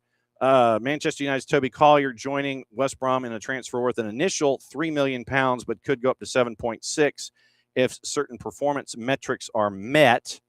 There is that one. And let's see what else is up today this morning. What am I missing here? Let's see, forecasts and everything. United are eyeing Alexander Sorloth in a late transfer swoop. So keep an eye on all of that. Baleba needs another 2 to 3 weeks before his Manchester United debut. Ruben Amorim says that Rafa Leao is free to leave Inter Milan amid talks with Aston Villa. Inter Miami, see, we haven't even gotten into this, and I'll get into this with Kai Kamara. They named Kili Gonzalez as their new coach, replacing Guillermo Hoyos. And he is the third coach this season. So we've gone from Mascherano to Hoyos, who has to serve a 1-game suspension for violation of the timeliness policy when it comes to folks wandering in to, you got to be on the field, be ready to go at a certain time. And so today, finally, you end up with literally on his way out the door, allegedly. He gets a 1-game suspension. I think he's serving that today or this weekend because Kili Gonzalez has to have all of his paperwork ready to go so he can take over. But it looks like Hoyos is going to be serving that 1-match suspension for violating the timeliness policy this weekend. And then Kili Gonzalez is set to come in to be the new head coach for Messi and friends. Rodri debuted with Barca Julian Alvarez is not going to play versus Sevilla. And we mentioned yesterday the idea of the $163 million deal for Bradley Barcola. That is that's what you're staring at there. Europa League draw is set to happen as well. And so, okay, now it's time. We get to talk Cal State Dominguez Hills Toros soccer. And he's already smiling about it because that was such a load up. That was a loaded question. Kai Kamara, what is up, dude? Cal State Dominguez Hills soccer, huh? I love that. Oh yeah, that was a slam dunk, man. As someone who was born in Lakewood, at Lakewood General Hospital, off the 91 freeway, the single level with the neon sign, I had to bring up Cal State Dominguez Hills. I probably, if in another life, I probably would have gone to Fullerton and tried to catch on with the baseball team and be a left-handed reliever with Augie Garrido. But literally Fullerton with me, and I remember football at Fullerton. That's how old I am. But yeah, when I get to drop a Cal State Dominguez Hills reference, I'm not going to sit there and complain about it. That's beautiful. Thanks, John. Well, welcome to the morning show. Thank you. I mean, it's the first time really that ever in my whole playing career, even though now I'm not playing anymore, that I started something and somebody dropped a Cal State Dominguez Hills. So it made it gave me warm hearts. It takes me back. And I have to say, man, college was so awesome. I went to a Cal State Dominguez Hills Division II school when I grew up around everybody else that went to UCLA and Cal. And we played, in this PDL team together, and me just wishing that I went to big schools like them. And finally, I had a chance to transfer. And then I came back to Cal State Dominguez Hills to the coach's office, and I said, I'm not going. He's like, why? I said, I feel more like a family here. Everywhere I went to, they BS me. They told me so much that they're going to do this for me and this for me. You never have said that. You just let me be me. So I was like, I just stayed.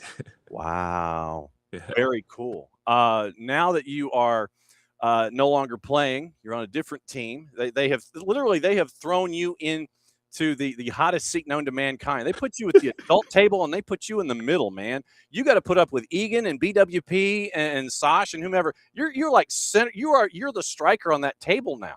Legends. Sash, actually, and you mentioned, so that team that I told you, the PDL team, Sasha was part of that team.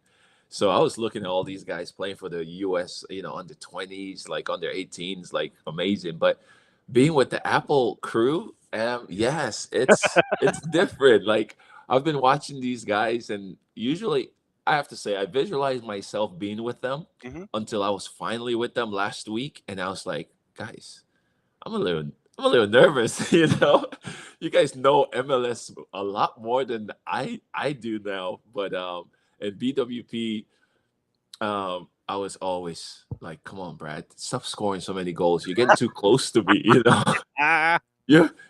I'm jealous. You're playing for New York Red Bull, just one team. I keep traveling to like a million teams, and you keep scoring goals. So yeah, it's great to be with that Apple crew right now. Do you have at least one jersey or piece of clothing from every team that you were a part of in Major League Soccer? Currently not the one I'm wearing, but yes, I do. I love collections, and what the crazy thing is when I play against because I'm on one team that I move, so every team I play against, almost every game, I have to jersey swap with some guys, and my equipment managers are always coming up to me, Kai, you're down to 2 jerseys, you're down to this jersey. So, but I do keep I have suitcases. So when you go on the team, you get a bag when you first join a team with all the team gear. So I have down in my basement. Sorry, I can't take a tour with you. I have a bag from every team, and I store all those things in them.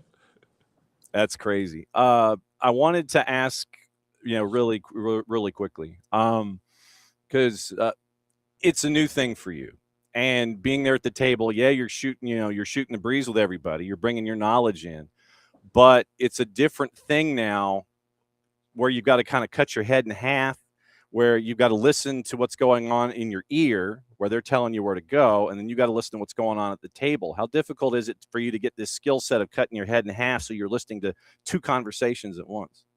John, it's one, it's great. It's great to see the art of this side of entertainment.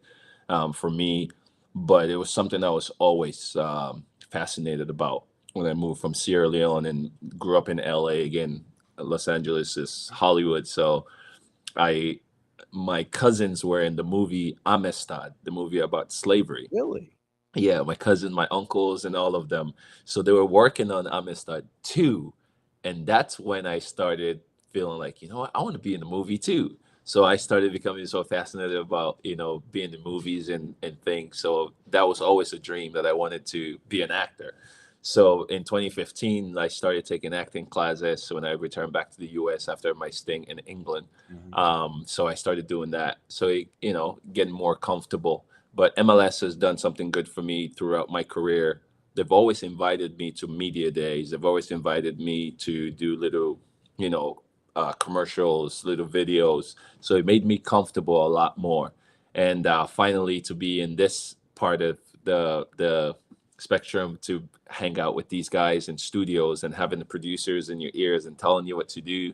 I think the first one, I have to be completely honest, is when you get a countdown and you're just delivering a message and then somebody's saying, 10 seconds to break. Yeah. And I'm like, how do I go fast, really fast? Because I need to get this in. So, but it's different, but hopefully, I'll keep training and keep getting used to it. Listen to the producers more as when you listen to your coaches on the field.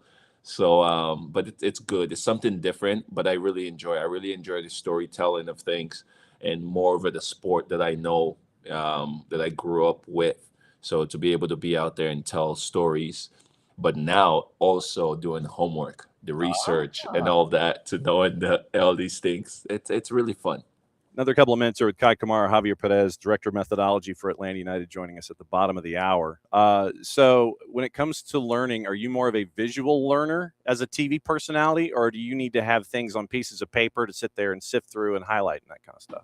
A little bit of both. I think I'm a visual obviously helps so much more since I've been around the game for so long. And those are the things, we get shown videos, we get shown plays, and I guess we still get scripts and they say go out there and perform it on the field.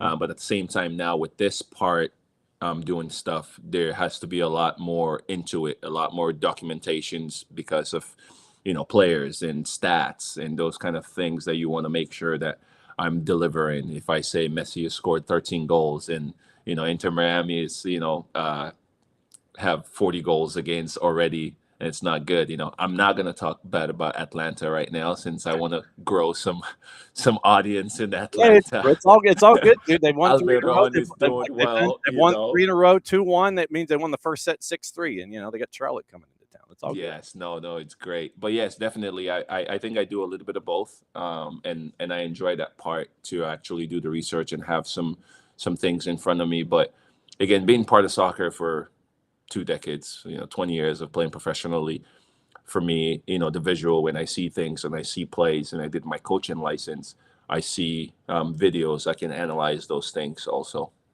You realize, of course, that now that you are in, you know how to get in. And if you're ever losing your mind over a topic on a Friday in this hour, it is literally an open door for everybody that comes in. I had Lindsey on before you. Devin Kerr comes in. He'll crash from I love Lauren. Yeah, she's awesome. And so, Lori came in and she brought her cup of coffee. Devin Kerr comes in. He'll usually crash from a Sbarro in an airport someplace. Literally, if anybody has anything on their mind that they want to vent their spleen about, they can come in here and just crash the party in the final hour of the week, because that's what it is. We're getting everybody ready for the weekend. And if you've got something that's on your mind, you got to sit there and it's like, I got to get this off my chest. Oh, I know what I can do. I've got the garage door opener. I know where Nelson is. I can go and talk to him. Great to see you, first and foremost. You. Go Toros. And like I said, you can crash anytime, and that we'll be knocking on your door a lot and watching. Can't wait to see you completely and totally take everybody to school there at the table on MLS 360. Congratulations. Not sure it's going to happen, but I appreciate you. And I have one question for you before I go. Yeah. How many scarves do you have up? 9 gazillion. What was your first follow-up? What was your first scarf? Yes. Wow, the first scarf. Oh, my God. Wow, that's a hell of a question. I don't remember. That's a tough one, but I will say this. Pure One Imports, the triple shower rack helps out with the doors. That's what happens here. So the triple rack for the shower towels, that's here and here on the doors. The boss, she had to reinforce the curtains behind me because I had too many winter scarves on it. Okay. And so because I had too many winter scarves, and so it was dropping it literally had to pull it out of the wall. And so she had to reinforce the curtain rods back here for everything there. I know what my first one was. My first one was one of our original scarves here at the network. That was one of my first ones because we wanted to do that kind of thing for promotions and such. So that was my first one. One of the SDH scarves. And above this, out of the shot, I have a train track that's about a foot down from the ceiling, and it's got about 275 hats on it because I've got about 450, and I can peer into them. And well, here, let me show you real quick. Let me do that. So that's what that looks like. That's on 3 of the 4 walls here in the office. Okay. So, okay. That's what it looks like. And I just completely and totally just break everything. That's good. All right. So sorry about that. It's so totally my fault. No, it's all good, Kai. It's all good. I can't thank you enough for doing this. And you come in here and crash at any time. It's always great to see you, my friend. Thank you. There he goes. Be safe and go kick. That's it. Thanks, bud. All right, there goes Kai Kamara, and he's on desk at MLS 360, and so that's great to see him. All right, so I've adjusted that. Now it's time for me. Now that I've adjusted the camera, and I think it hasn't completely and totally fallen off, but I think it's about to again. John has broken his equipment, so he's going to sit up straight. All right, so here we go. I'm 2 minutes late for Javier Perez, so that's on me. And it is a great opportunity for us to catch up and find out what's going on with anything and everything going on with Atlanta United. And we get to find out literally with everything going on, and there's a lot going on. It has to do with the academy side of things. It has to do with all of the stuff that you get to see on the streams on ATLUTD.com.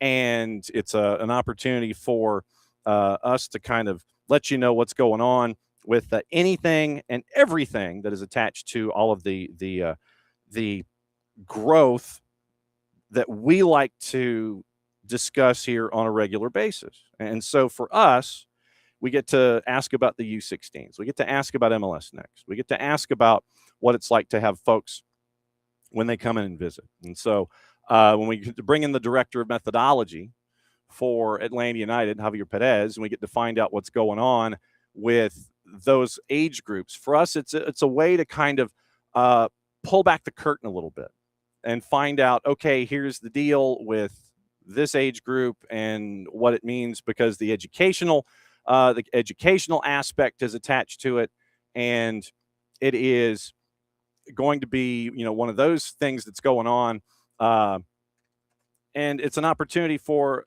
a lot of folks that are that may not necessarily get the chance to see all of the U18, the U16, and all that kind of stuff. And the U16 class is getting a lot of press and a lot of attention when it comes to anything and everything that's there.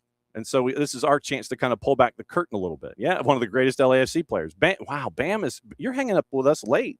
Bam, you're normally in bed, but I guess it's kind of heading into a weekend for you. But no, that was really cool to catch up with Kai. But it's an opportunity for us to kind of pull back the curtain. And, when Javier comes in, and he comes and visits us fairly regularly, it's cool to get the feedback from all of you about, okay, we didn't know this. We didn't know this. We didn't know this. We didn't know this.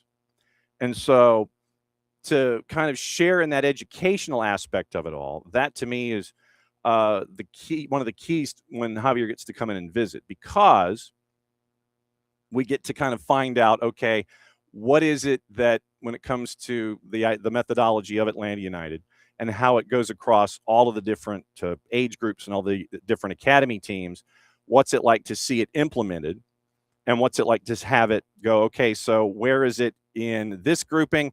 Where is it in this grouping? Where does this group need to kind of catch up in its idea of, okay, where are we on the timeline of learning what the Atlanta United way is? those kinds of things. And so it's really, it's interesting to be able to have these kinds of discussions and let everybody know, okay, Academy's coming up. Here's a deal.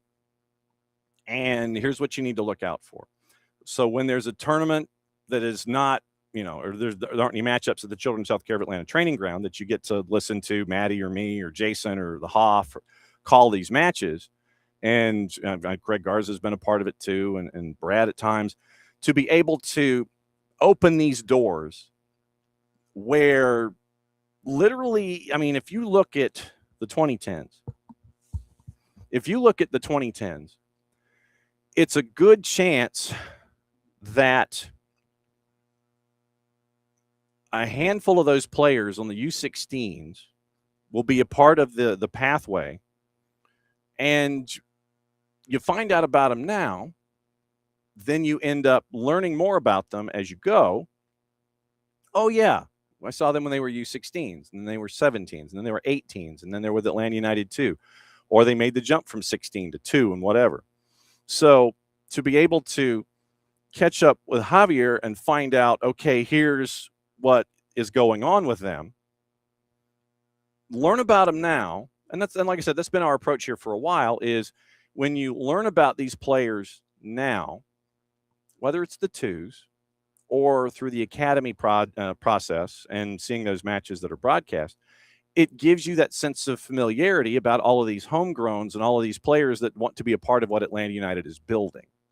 And so that for us as a part of our, I'm not going to say storytelling because it's a little bit more than that, but it's about our own education when it comes to what Atlanta United is bringing to the table, and then what they are doing when it comes to all of their academy teams and such. It's just a part of the process. It's a part of our news gathering, and it's a part of the educational process when it comes to Atlanta United. So that's why we do what we do in these kinds of situations where, we get to talk to Javier about everything going on and how it applies across the board. Because, some groups might catch on a little quicker, and some folks might be understanding the Atlanta United way and understanding, okay, here's how you want things done, and here's what what the front office is looking for, and these individuals, those kinds of things. So it's a deeper conversation than folks might be used to having. But we think, and we've always thought that it is a vital part of the conversation when it comes to understanding where Atlanta United is as an organization. When it comes to, because it's not just the first team, and it's not just the twos. You have all of the, and you might hear something going on with an academy team here, an academy team there. And so when we get to bring Javier on, it's an opportunity for us to let everybody else know what's going on when it comes to all of these other pieces that make up Atlanta United. And so it's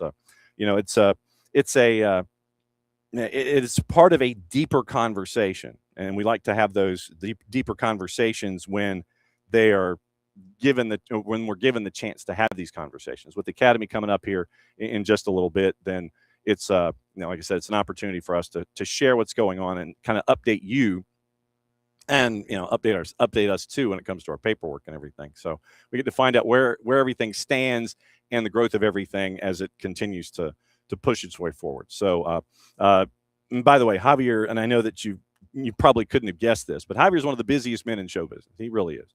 We got a lot of busy folks. Kai Kamara, very, very busy, but now he's learning what life is like at the adult table at MLS 360. Lori Lindsey, literally calling an NWSL match tonight. She's calling the MLS match in the same building, standing in the exact same spot on Saturday night, and then catching up with our college coaches, Matt Tarpley from Tuskegee and Doc Mike from Georgia Gwinnett, and finding out, since they're in the rhythm of their seasons, what it's like on the men's side at Tuskegee as they get ready to hop on a bus and head to Jackson, Tennessee. And then at the same time, also catching up with GGC as they're getting ready to play William Carey and find out what's going on there with them.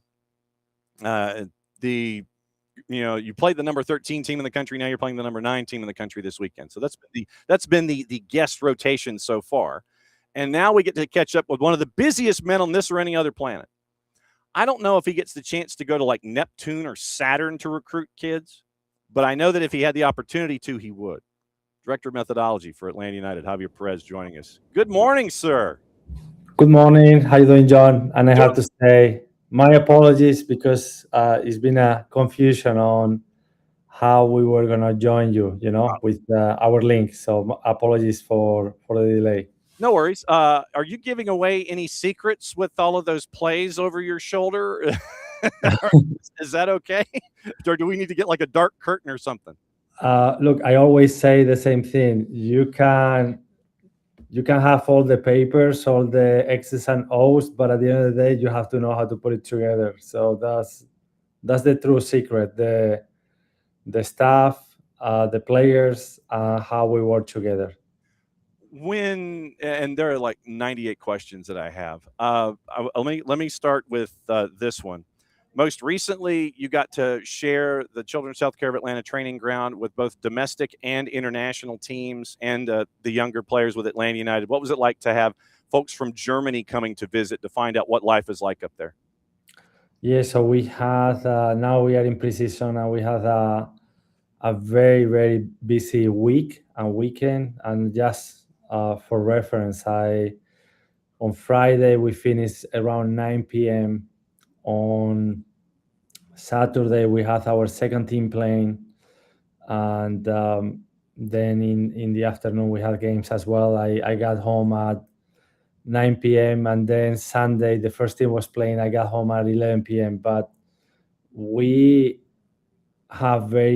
point is that we have very meaningful experiences for our younger players.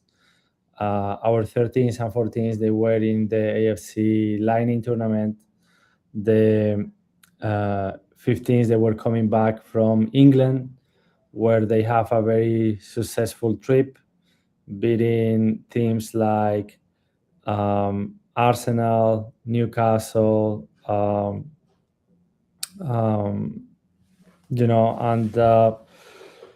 then we have the 16s hosting the Stuttgart team. They came here in what we call cultural week, where they have the opportunity to go to school together, change experiences not only on the field but off the field as well, which I think is very important. Yeah. And one of the things that I speak in first person, because that was the way I learned myself, is how you go and you give exposure to these younger athletes to soccer and life in general in other world leading nations in soccer, So that's why our U14s, they are currently in the Netherlands. They are playing there in their group. They are playing today, actually, Chelsea, Borussia Dortmund, and Bruges. And then the U15s, they just were in England. And for the U16s, we didn't have a trip, so we invited Stuttgart, and that was a very productive week for us. And it ended up on that broadcast game on Sunday morning, and we beat Stuttgart 3-1, which is really good because this is a club with a lot of history, one of the biggest clubs in Germany and in Europe. They are going to be in Champions League playing next year, their senior team. And they played the last two German Cup finals. They won one, they lost another one. So it's a strong reference in Europe, So that was a great experience for us. So, and this weekend we have our U16s and 18s in a few minutes heading to Nashville to play there a tournament. So we have a very meaningful, busy preseason schedule, and all that with the intention to prepare our players the best way possible to be competitive during the season. As you know, we have the number one ranking by MLS Next in out of 152 clubs in US and Canada, which is something remarkable. And all these experiences are we are very grateful to have a club that supports the youth development. We see that now, how that trickle effect goes into the second team. Now we have the top goal scorer in the league, Arif Kovac, with 18 goals. And with 4 games left for the end of the season, he's just 4 goals shy from the all-time record in the league. We had 6 debuts this year. We had 2 2009s and 4 2010s. So in the last game, we had the debut of Josh Kwan. And this weekend, and starting Amir Henry, another academy project. And in this game that we play tonight with the second team against Inter Miami, we have another 2010 that is gonna start tonight in the team, which is Gonzalo Riveras. So I'm talking about the trickle effect, how that affects the first team. So we have this weekend 2 players from the second team into the first team. One of them is Andrew Jardines, who just recently, last week, signed a choose contract. So that's very important for us, because obviously a player that just signed and is being called to be with the first team is a huge privilege and a testimony of what Coach Tata Martino is also implementing in the first team. So he's bringing a lot of experienced players, but at the same time, he's keeping the door open for the young prospects at the club. And the other one is Enzo Doblo, the winger. So these 2, they are going to be there as 2 new second team players that they are going to be with the first team. And obviously, Cooper has been playing during the whole season. But the other one that is going to be there as well, that is being consistently during with the Atlanta United 2, is Adrian Hill. So a number of younger players that they are progressing into the first team. And this is very exciting for us. First off, I know you're incredibly busy. How many more minutes do I have you before you need to get back to work? Look, I don't like to call it work, because when here I'm working, for instance, right? But when I get up in the morning, I never had the impression to go to work. I do what I love, and I think I'm very privileged because of that. And then coming to your point that going back to work, I'm busy, but once I have my attention on something, all my full senses are in that. So right now I'm here with you, and I'm fully focused on providing you with the best and biggest update of the academy and the youth development second team. And I always enjoy our conversations when we get to educate the audience about everything that's going on from top down or bottom up. How do you keep track of everything? Because you said you've got teams in the Netherlands, teams coming from England. You hosted a cultural week. You've got the 2s, and they're in Fort Lauderdale, and obviously keeping an eye on the first team. How do you, and how many folks are on the staff that help you keep track of everything when it comes to watching and getting information and understanding how they're integrating and how they're becoming what you want in the Atlanta United way? How do you keep track of all this stuff? That's a great question. And look, the short answer is this wouldn't be possible if I didn't have an amazing team behind me, and they are extremely dedicated. They are my eyes and ears everywhere where the teams go, and for the most part, you try to think how to coordinate, how you can be more effective. And for me, what I found out is when I was traveling, it was taking a lot of energy for me to come back. So I try to stay here, centralized in Atlanta, where it gives me the opportunity to have a more awareness on the experiences of the players, except when we have the big events, meaning the playoffs, the GA Cups, the Fest, the Flex, all these events. I obviously travel with the teams because that's where we see how the teams are performing. We get the biggest evaluation at that moment in time. But for the most part, I try to be logistically focused here, where I can have a more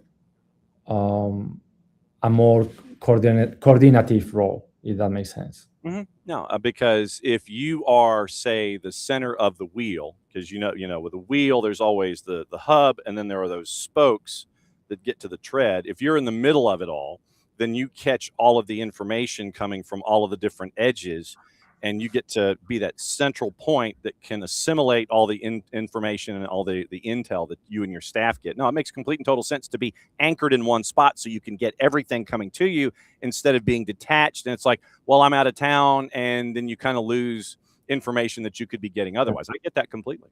But it's really interesting, right? Because since the time I've been here, I've been here for a little bit longer than 2 years. And the time I've been here, I went through different stages that I kind of organized them in 6 months blocks. And now I'm at a stage where I think the staff and myself, we have a very good understanding of each other.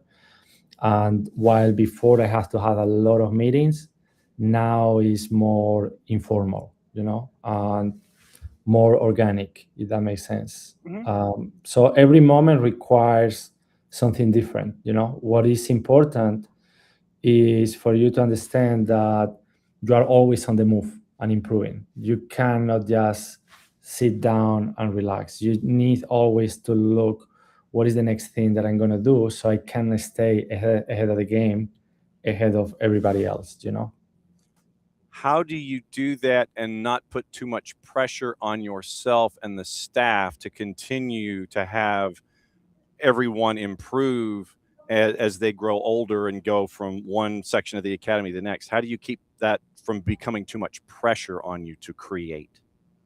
What a great question, because it's actually something that I've been really focused on,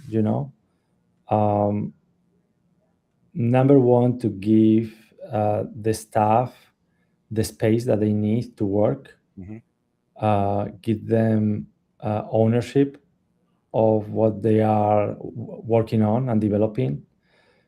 And then that's number one. Number two, creating a path for them. That means everybody wants to get better. Everybody wants to get prized and rewarded. How we create a path to promote their careers, which we did in many of them, and many others, they are coming as well. And number three, and probably this is the conundrum that every organization tries to do, how to prevent burnout. And I've been very focused on this one because we are in a very demanding department, right? And it's interesting because sometimes you get some of the folks here in the organization, they get you in meetings on Monday. And you are, well, yes, Monday, I understand. For admin staff is Monday to Friday, and then Saturday and Sunday you are home, right? Enjoying the families, but it's not our case. And how you balance that out, right? And you are working maybe Friday, Saturday, and Sunday. Now you have a meeting schedule on Monday. In my case, it's a little bit different because I'm one of the leaders in the organization. But how I prevent that with the staff in my department. So the way I do it is providing more time off when is allowed to do that, and let's say off season, right? Or in between the spring and the spring and the fall, and between the fall and the spring, right? So we have a little bit of a larger space. Thanksgiving period is a little bit larger, right? So that's the trade-off. They understand that we have probably to work Saturday and Sunday, or maybe we have a day off, but then we have a longer time off, so we can recover. For the staff, unconventional days off, right? So if we are working during the weekend, how I can take 1-2 days off during the week, it's not ideal, but everybody understands that while we are in season, we have to make these kind of compromises. Is Atlanta United a surprise on the world stage? Because you look at what they did at MLS Next with the deep runs there chasing after championships. When they go and they knock off teams in the U13, U14, U15s, when they're in England, they're overseas. Is Atlanta United a surprise to the world stage with what they're accomplishing, or is Atlanta United and understood when they walk in the door internationally? Everybody's like, oh, Chelsea sees the grid. Oh, Atlanta United's coming. Okay, we know that we're up against something here. How is Atlanta United's academy received on the world stage? That's a great question, because I think it's perceived in Europe, as you know, they don't care much about soccer in America, right? No. But they start to see certain things. And when we have recently the U15s going to England, and we beat Arsenal 4-0. And Arsenal mentioned that this is the best American team that they've seen over there. Really? And now we have our U14s, which is a strong generation of players going and playing in the Netherlands, right? So I think we are earning some respect in the whole continent. I don't think it's spread to the fan base, but it's definitely within the circles of soccer. Is definitely now respected, because I get the phone calls from there, right? When we have the teams competing. So the important part is not doing that just once. Yeah. The important part is to do that consistently. And as you know, when I was working in Real Madrid, everybody is asking me what it makes different this club, right? And I said, well, look, there are players that they are changing constantly, but the essence doesn't change, right? So the way you recruit your players and staff is very important. But now how that stays in the organization, and how you make that a constant, And for a club as young as ours, is not something easy to change or easy to build, I would say. But we are now in that cycle of building consecutive or consistent success. And that's what it makes the mark and the respect in Europe and all the tournaments that we are going to. And I'm going to put a bookmark there, because you open like 98 other doors for questions later on. But this means that you have to come back, and we have to have more conversations, and we get to talk about this even more. I cannot thank you enough for opening the door, as you always do, and you've been great about this. And I come knocking on your door, you're like, yeah, we'll get it done. I can't thank you enough for this education that you always bring when you come here. And I will see you Saturday. Yes, you coming? Absolutely, I'll be there. And one last point. Yeah. All the invites for the U.S. national teams are coming now, and we are proud of having representation in every age group of the U.S. national team youth teams. We had 2 call-ups for the U15s. We had another call-up for the U16. We had 3 call-ups for the U17, and just keep going, you know. So I think is something we should be proud, and I think is a testimony of what is brewing here in Atlanta. Absolutely. And it's always great to get that information and intel from you. Javier, I cannot thank you enough for doing this, and we will see you at Mercedes-Benz this weekend, and let the education continue on our end. Looking forward to seeing you for your next visit, my friend. Thanks, John. Have a great day. You too. Javier Perez, Director of Methodology for Atlanta United too. And see, now the next time that Javier comes in, I've got to ask about these 6-month boxes. That's what I've got to ask about next time. Because if I had done that, we would have gone down a rabbit hole, and he would have gotten in trouble with Mauricio Calabro. It's like, bro, what are you doing? You're spending an hour on the SDH network. What are you doing? I could just see Mauricio now. He's like, what are you doing? And it's like, I'm talking to Nelson. It's a morning show. They want the education. It's like, yes, that's true. But no, I can't spend an hour with Javier Perez. But anyway, like I said, it's great to open doors and great for the education and to be able to share this information. Because, okay, so let's see if I was writing it down as we were going. So here's what he said. If I wrote this down correctly. So he's got this season 6 debuts with the twos, 4 from the 2010s, 6 from the 09s. This weekend, they're top ranked of 152 clubs right now when it comes to what we're seeing with Atlanta United too. Amir Henry and Riveras are going to be a part of the twos this weekend. You'll hear from Riveras in the pregame show coming up tonight, 6:30, getting you ready for Atlanta United 2 and Inter Miami CF2. You'll hear from him tonight, and also from head coach Jose Silva, and your highlights from the last match out. So Henry and Riveras are going to be a part of the lineup tonight in South Florida. Enzo Dovolo and Andrew Hardinas are going to be a part of the first team roster. They're going to get their first team STAs. That's going to happen this weekend. And obviously you add to that what we've seen from Cooper Sanchez and Adrian Gill. You've got that's attached to it. The U13s and 14s in the Netherlands. The U15s took care of Arsenal and Newcastle in England.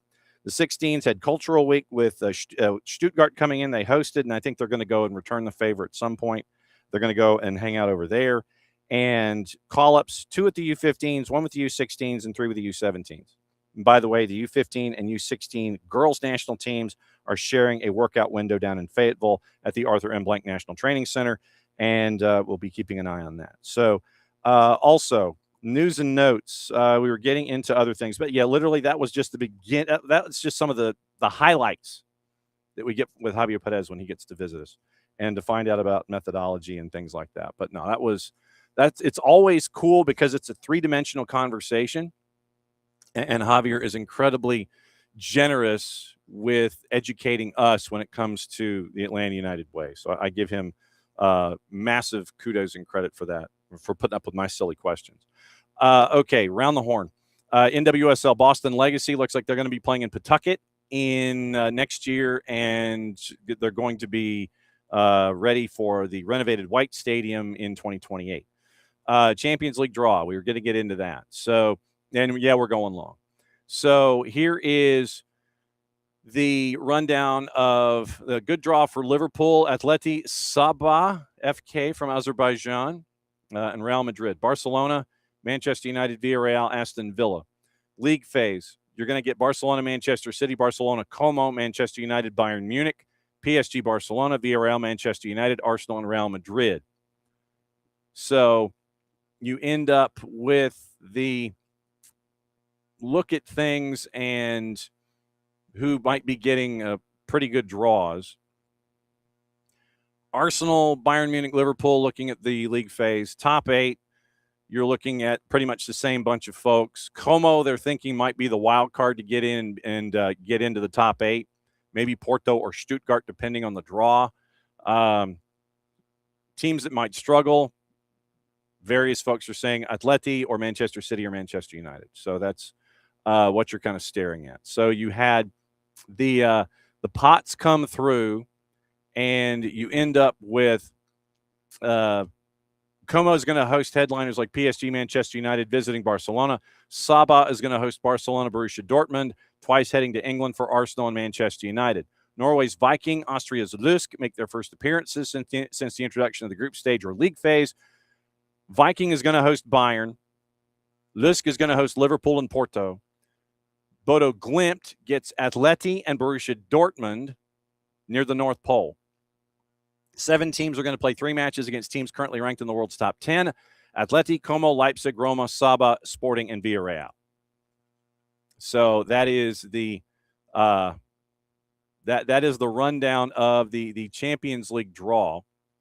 And you figured out who your opponents were, and your opponents in pot 1, PSG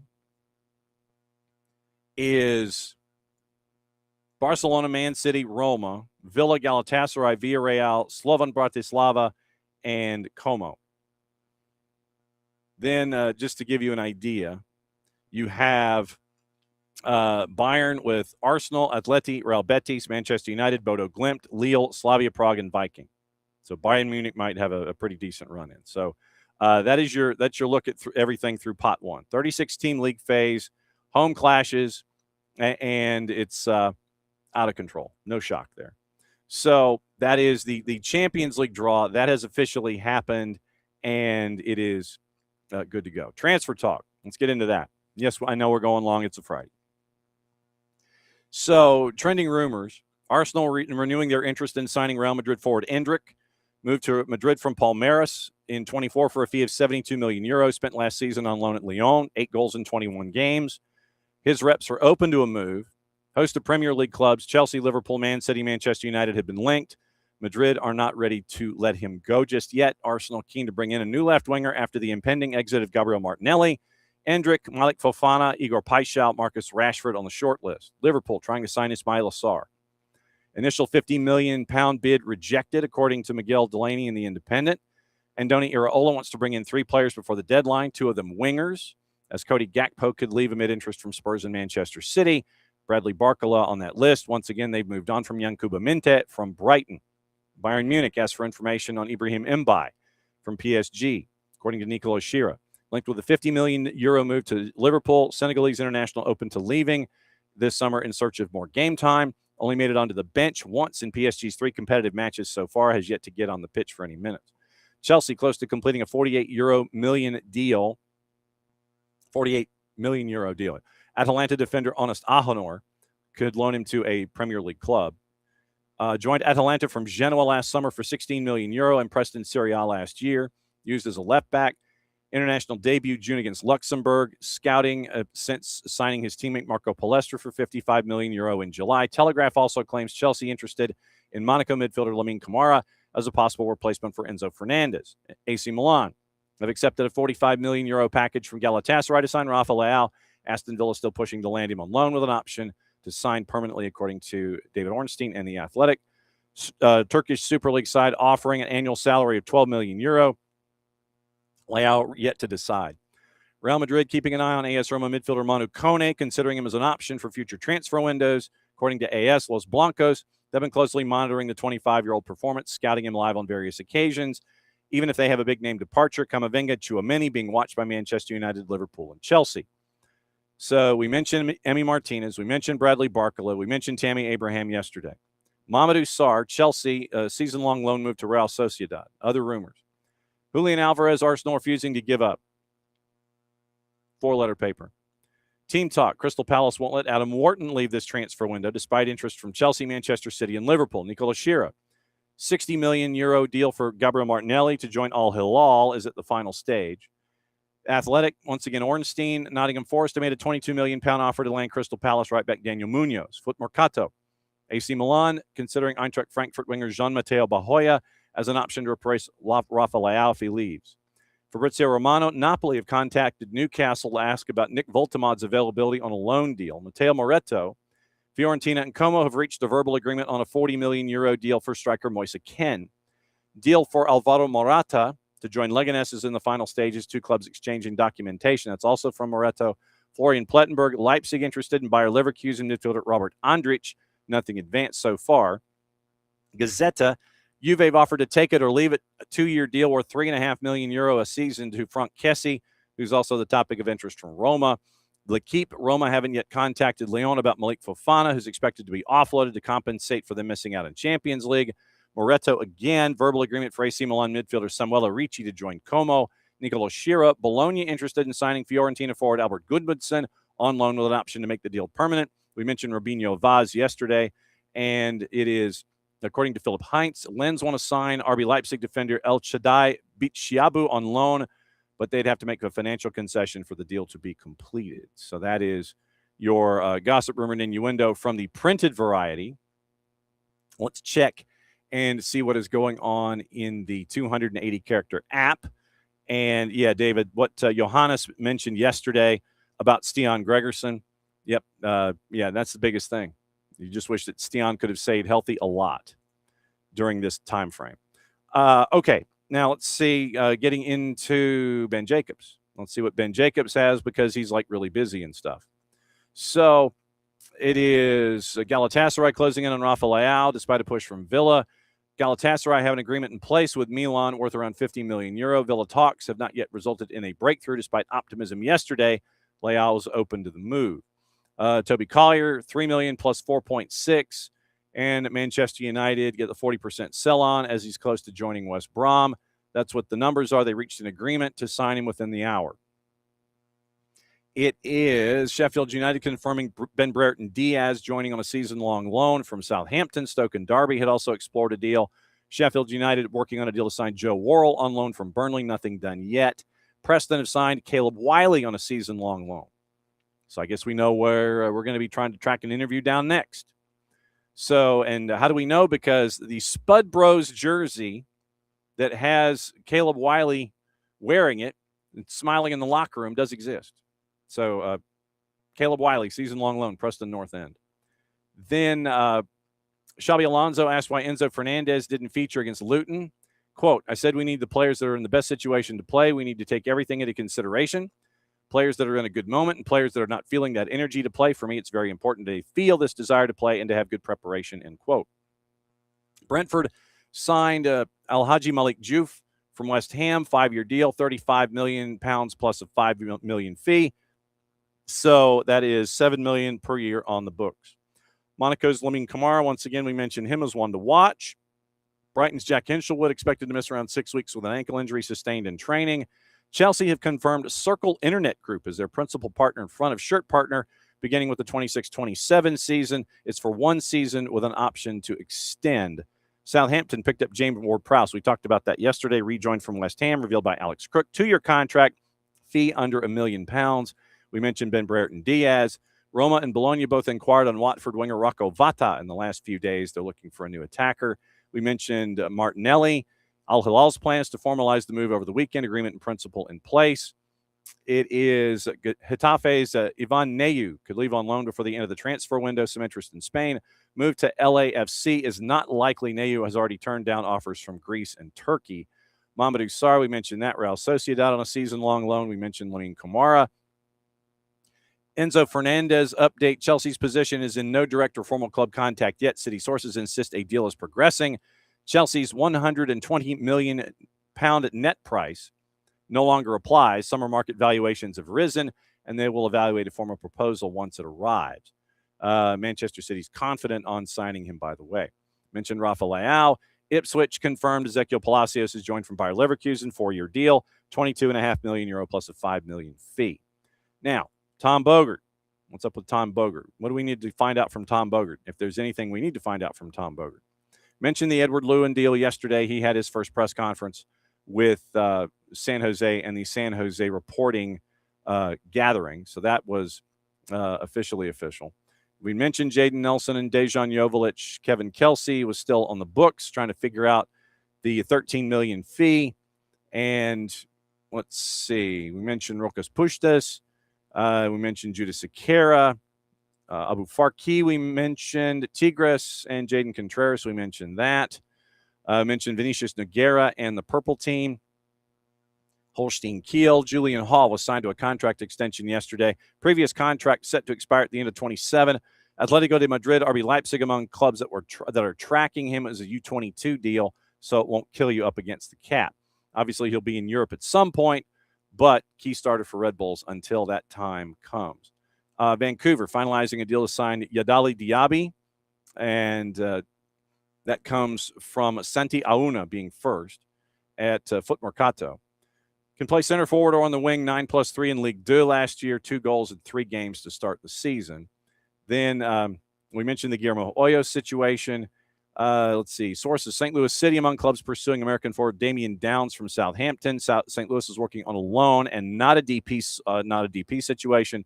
It's not the only club in the mix. CF Montreal has reacquired Dante Seeley from Colorado, $1.4 million in GAM plus $300,000 in add-ons.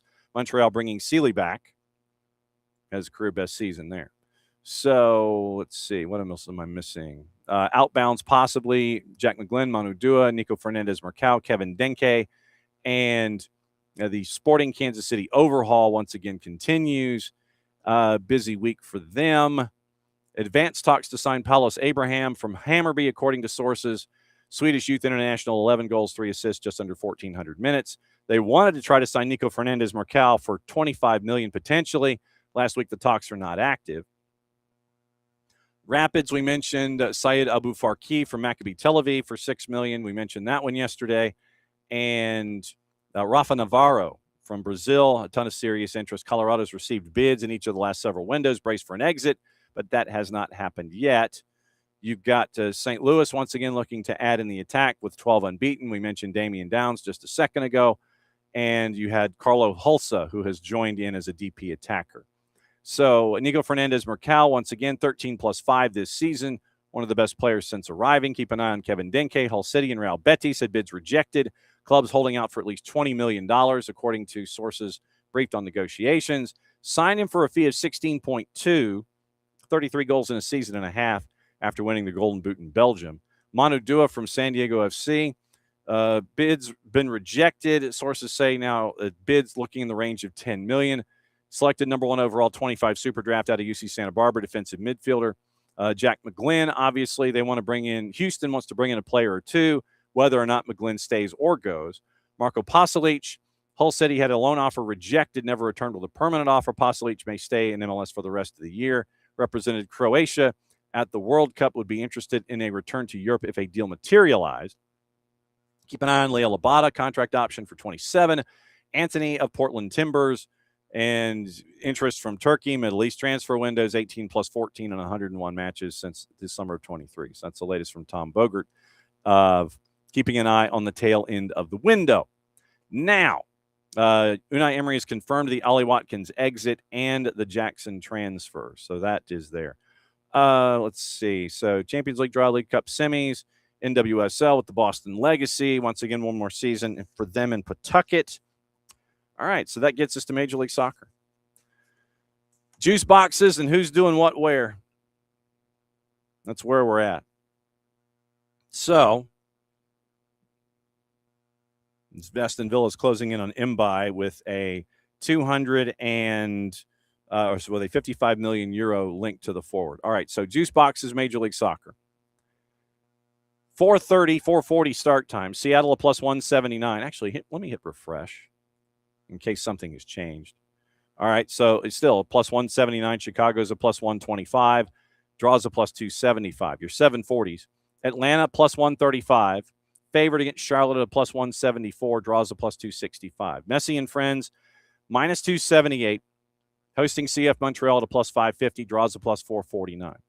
DC United, a big underdog. LAFC comes to town to -101. DC United a +243. draws a plus 270. Toronto, plus 145, hosting NYCFC at a plus 166, draws a plus 252. Red Bulls, dog at home to Philly, plus 114. Red Bulls are a plus 191, draws a plus 290, 840 kicks. Nashville, minus 127, hosting FC Cincinnati at a plus 291. Houston, minus 156, hosting Earthquakes at a plus 365. Loons, a minus 130, hosting Orlando City at a plus 288. Vancouver, a minus 244 at Sporting Kansas City, who's a plus 505, draws a plus 400. 940 kick, Colorado hosting RSL at a minus 105, draws a plus 271, RSL a plus 243. 1040 kicks, Portland a minus 172, hosting Austin at a plus 395, draws a plus 328. San Diego FC hosting LA Galaxy in the SoCal Classico at a minus 125. LAG a plus 269, draws a plus 313. Sunday, Crew at 440, hosting Revs at a minus 110. Revs a plus 258, draws a plus 270. St. Louis City SC, minus 102, hosting FC Dallas at a plus 241. Draws a plus 272. So those are your numbers for your matchups in Major League Soccer on the weekend. So now, let's see. That's achievement. That's achievement. That's achievement. That's achievement there. That. I'm trying to knock out any kind of emails that might be. Minnesota United announced today the road match against LAFC at BMO Stadium has had a start time change.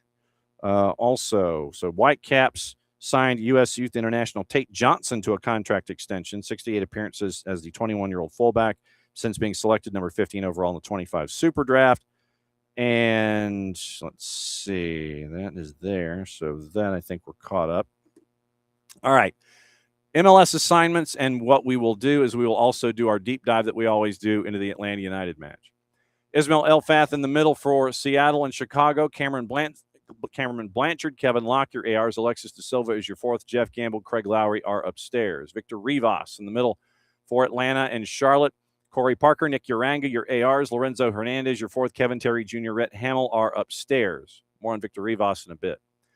Crew and New England, that got moved. John Freeman, man in the middle. Jeffrey Greason and Jeff Schwartzel, your ARs. Carlos Rodriguez, your fourth. Chris Penso, John Krill are upstairs. DC and LAFC. Sergei Demyanchuk is the man in the middle. Ryan Graves, Matthew Nelson, your ARs. Colin Radoslav is your fourth. Caroline Chenard and Tom Supple are upstairs.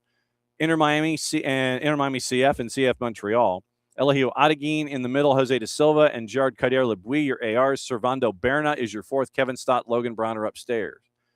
Red Bulls in Philadelphia, Drew Fisher's in the middle.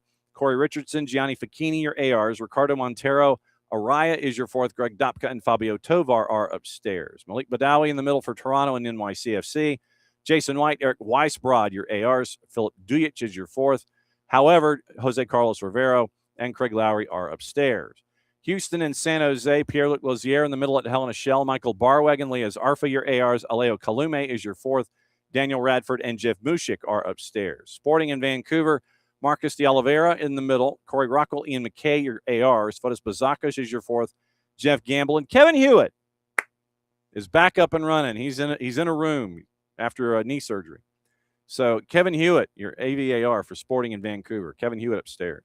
Minnesota United, Orlando City, Alan Chapman in the middle. Kyle Atkins, Callie Smith, your AR. Sergi Boyko is your fourth. Ismail Pekmich, Joshua Patlak are upstairs.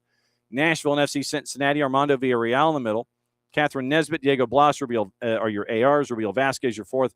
Edvin Jurasevich, Jonathan Johnson are upstairs. Colorado and RSL, Rosendo Mendoza in the middle. Jeremy Hansen, Andrew Bigelow, your ARs. Remy Touchant, your fourth. Michael Radchuk, Mike Kampmeinert are upstairs. Portland and Austin, Guido Gonzalez Jr. in the middle. Chris Elliott, Jeremy Kizo, your ARs. Joe Sergen is your fourth. Lucas Apollo, Rhett Hamill are upstairs. San Diego FC and LA Galaxy. Tori Penso Brooke is in the middle. Brooke Mayo, Felicia Mariscal, your ARs. Atahan Yaya is your fourth. Caroline Chenard, Tom Supple doing the doubleheader. They are upstairs. St. Louis City, 7 o'clock Sunday night. Jerry Marufo in the middle. Adam Garner, Walt Heatherly, your ARs. Ricardo Fierro is your fourth. Eunice Morakchi, Joshua Patlak are upstairs. So with those listed, let's see if we have the assignment for Atlanta United 2 tonight. Servando Berna is the man in the middle. Fritz Barbaroos and Andrew Sharon are your ARs. Ivan Seed Cruz is your fourth. So that will be in Fort Lauderdale tonight. So now we need to do our investigations on Victor Rivas and look at what it is that Victor Rivas has done so far this year in the middle and what kind of a match to anticipate. So we go to our friends at Who Scored and look at the 2026 ref stats. Dialing them up, Victor Rivas has done 14 matches this year, so he's tied for third. Fouls per game for Victor Rivas. He is middle of the road. Actually, he's lower third. I take it back. Victor Rivas is 24th out of 33 at 23.57. So he does not call a whole lot of fouls. Fouls per tackle for Victor Rivas, 22nd, 0.75 fouls per tackle. Penalties per game, 21st, as he has 0.21. So if he has, 2 out of 14, 4 out of 14 is 286. So he has called 3 penalties in 4 games this year. He is averaging 4.5 yellows a match this year. So that puts him 11th. So upper third. But then if you were to take out the top 3, Rodrigo Albuquerque, Joshua Encarnacion, and Matthew Corrigan, who have only called a total of 5 matches among them, he would be 8th in yellows per match at 4.5. Number of yellows, obviously. He's number 1 in the league in yellows with 63 total and averaging 4.5 a match. And he has also had 3 red cards in his 14 matches this year. So 3 pens, 3 reds, imagining that one is attached to the other. Fouls per game, lower third. Fouls per tackle, lower third. Most yellows issued this year. So doesn't call a whole lot of fouls, but his percentage of yellows to games is about 30%. So 4.5 yellows. So he's got 4.5 yellows, an average on 23.57 fouls. So every 6th foul ends up as a yellow, and he's not afraid to brandish a red. So in the red grouping, he's tied for 7th, basically. He and 4 others have given 3 red cards this year. 4 is the max so far given by officials, but Victor Rivas has given 3 in the 14 matches that he has been center ref on. So doesn't call a whole lot of fouls by comparison. Has given penalties, has given reds, 3 and 14. Yellows, he has issued the most yellow cards this season in Major League Soccer with 63, averaging 4.5 yellows per match. So that's the rundown of Victor Rivas. Not a lot of fouls called. Not afraid to flash a yellow occasionally. Has given reds. Has given pens. So that is your Victor Rivas breakdown of what to expect with Victor Rivas here in this weekend when it comes to anything and everything going on with Atlanta United and with Charlotte FC. Tonight, once again, remember, 6:30 pregame, 7 o'clock kick, 7:03 kick. Atlanta United 2, Inter Miami CF 2 in MLS Next Pro.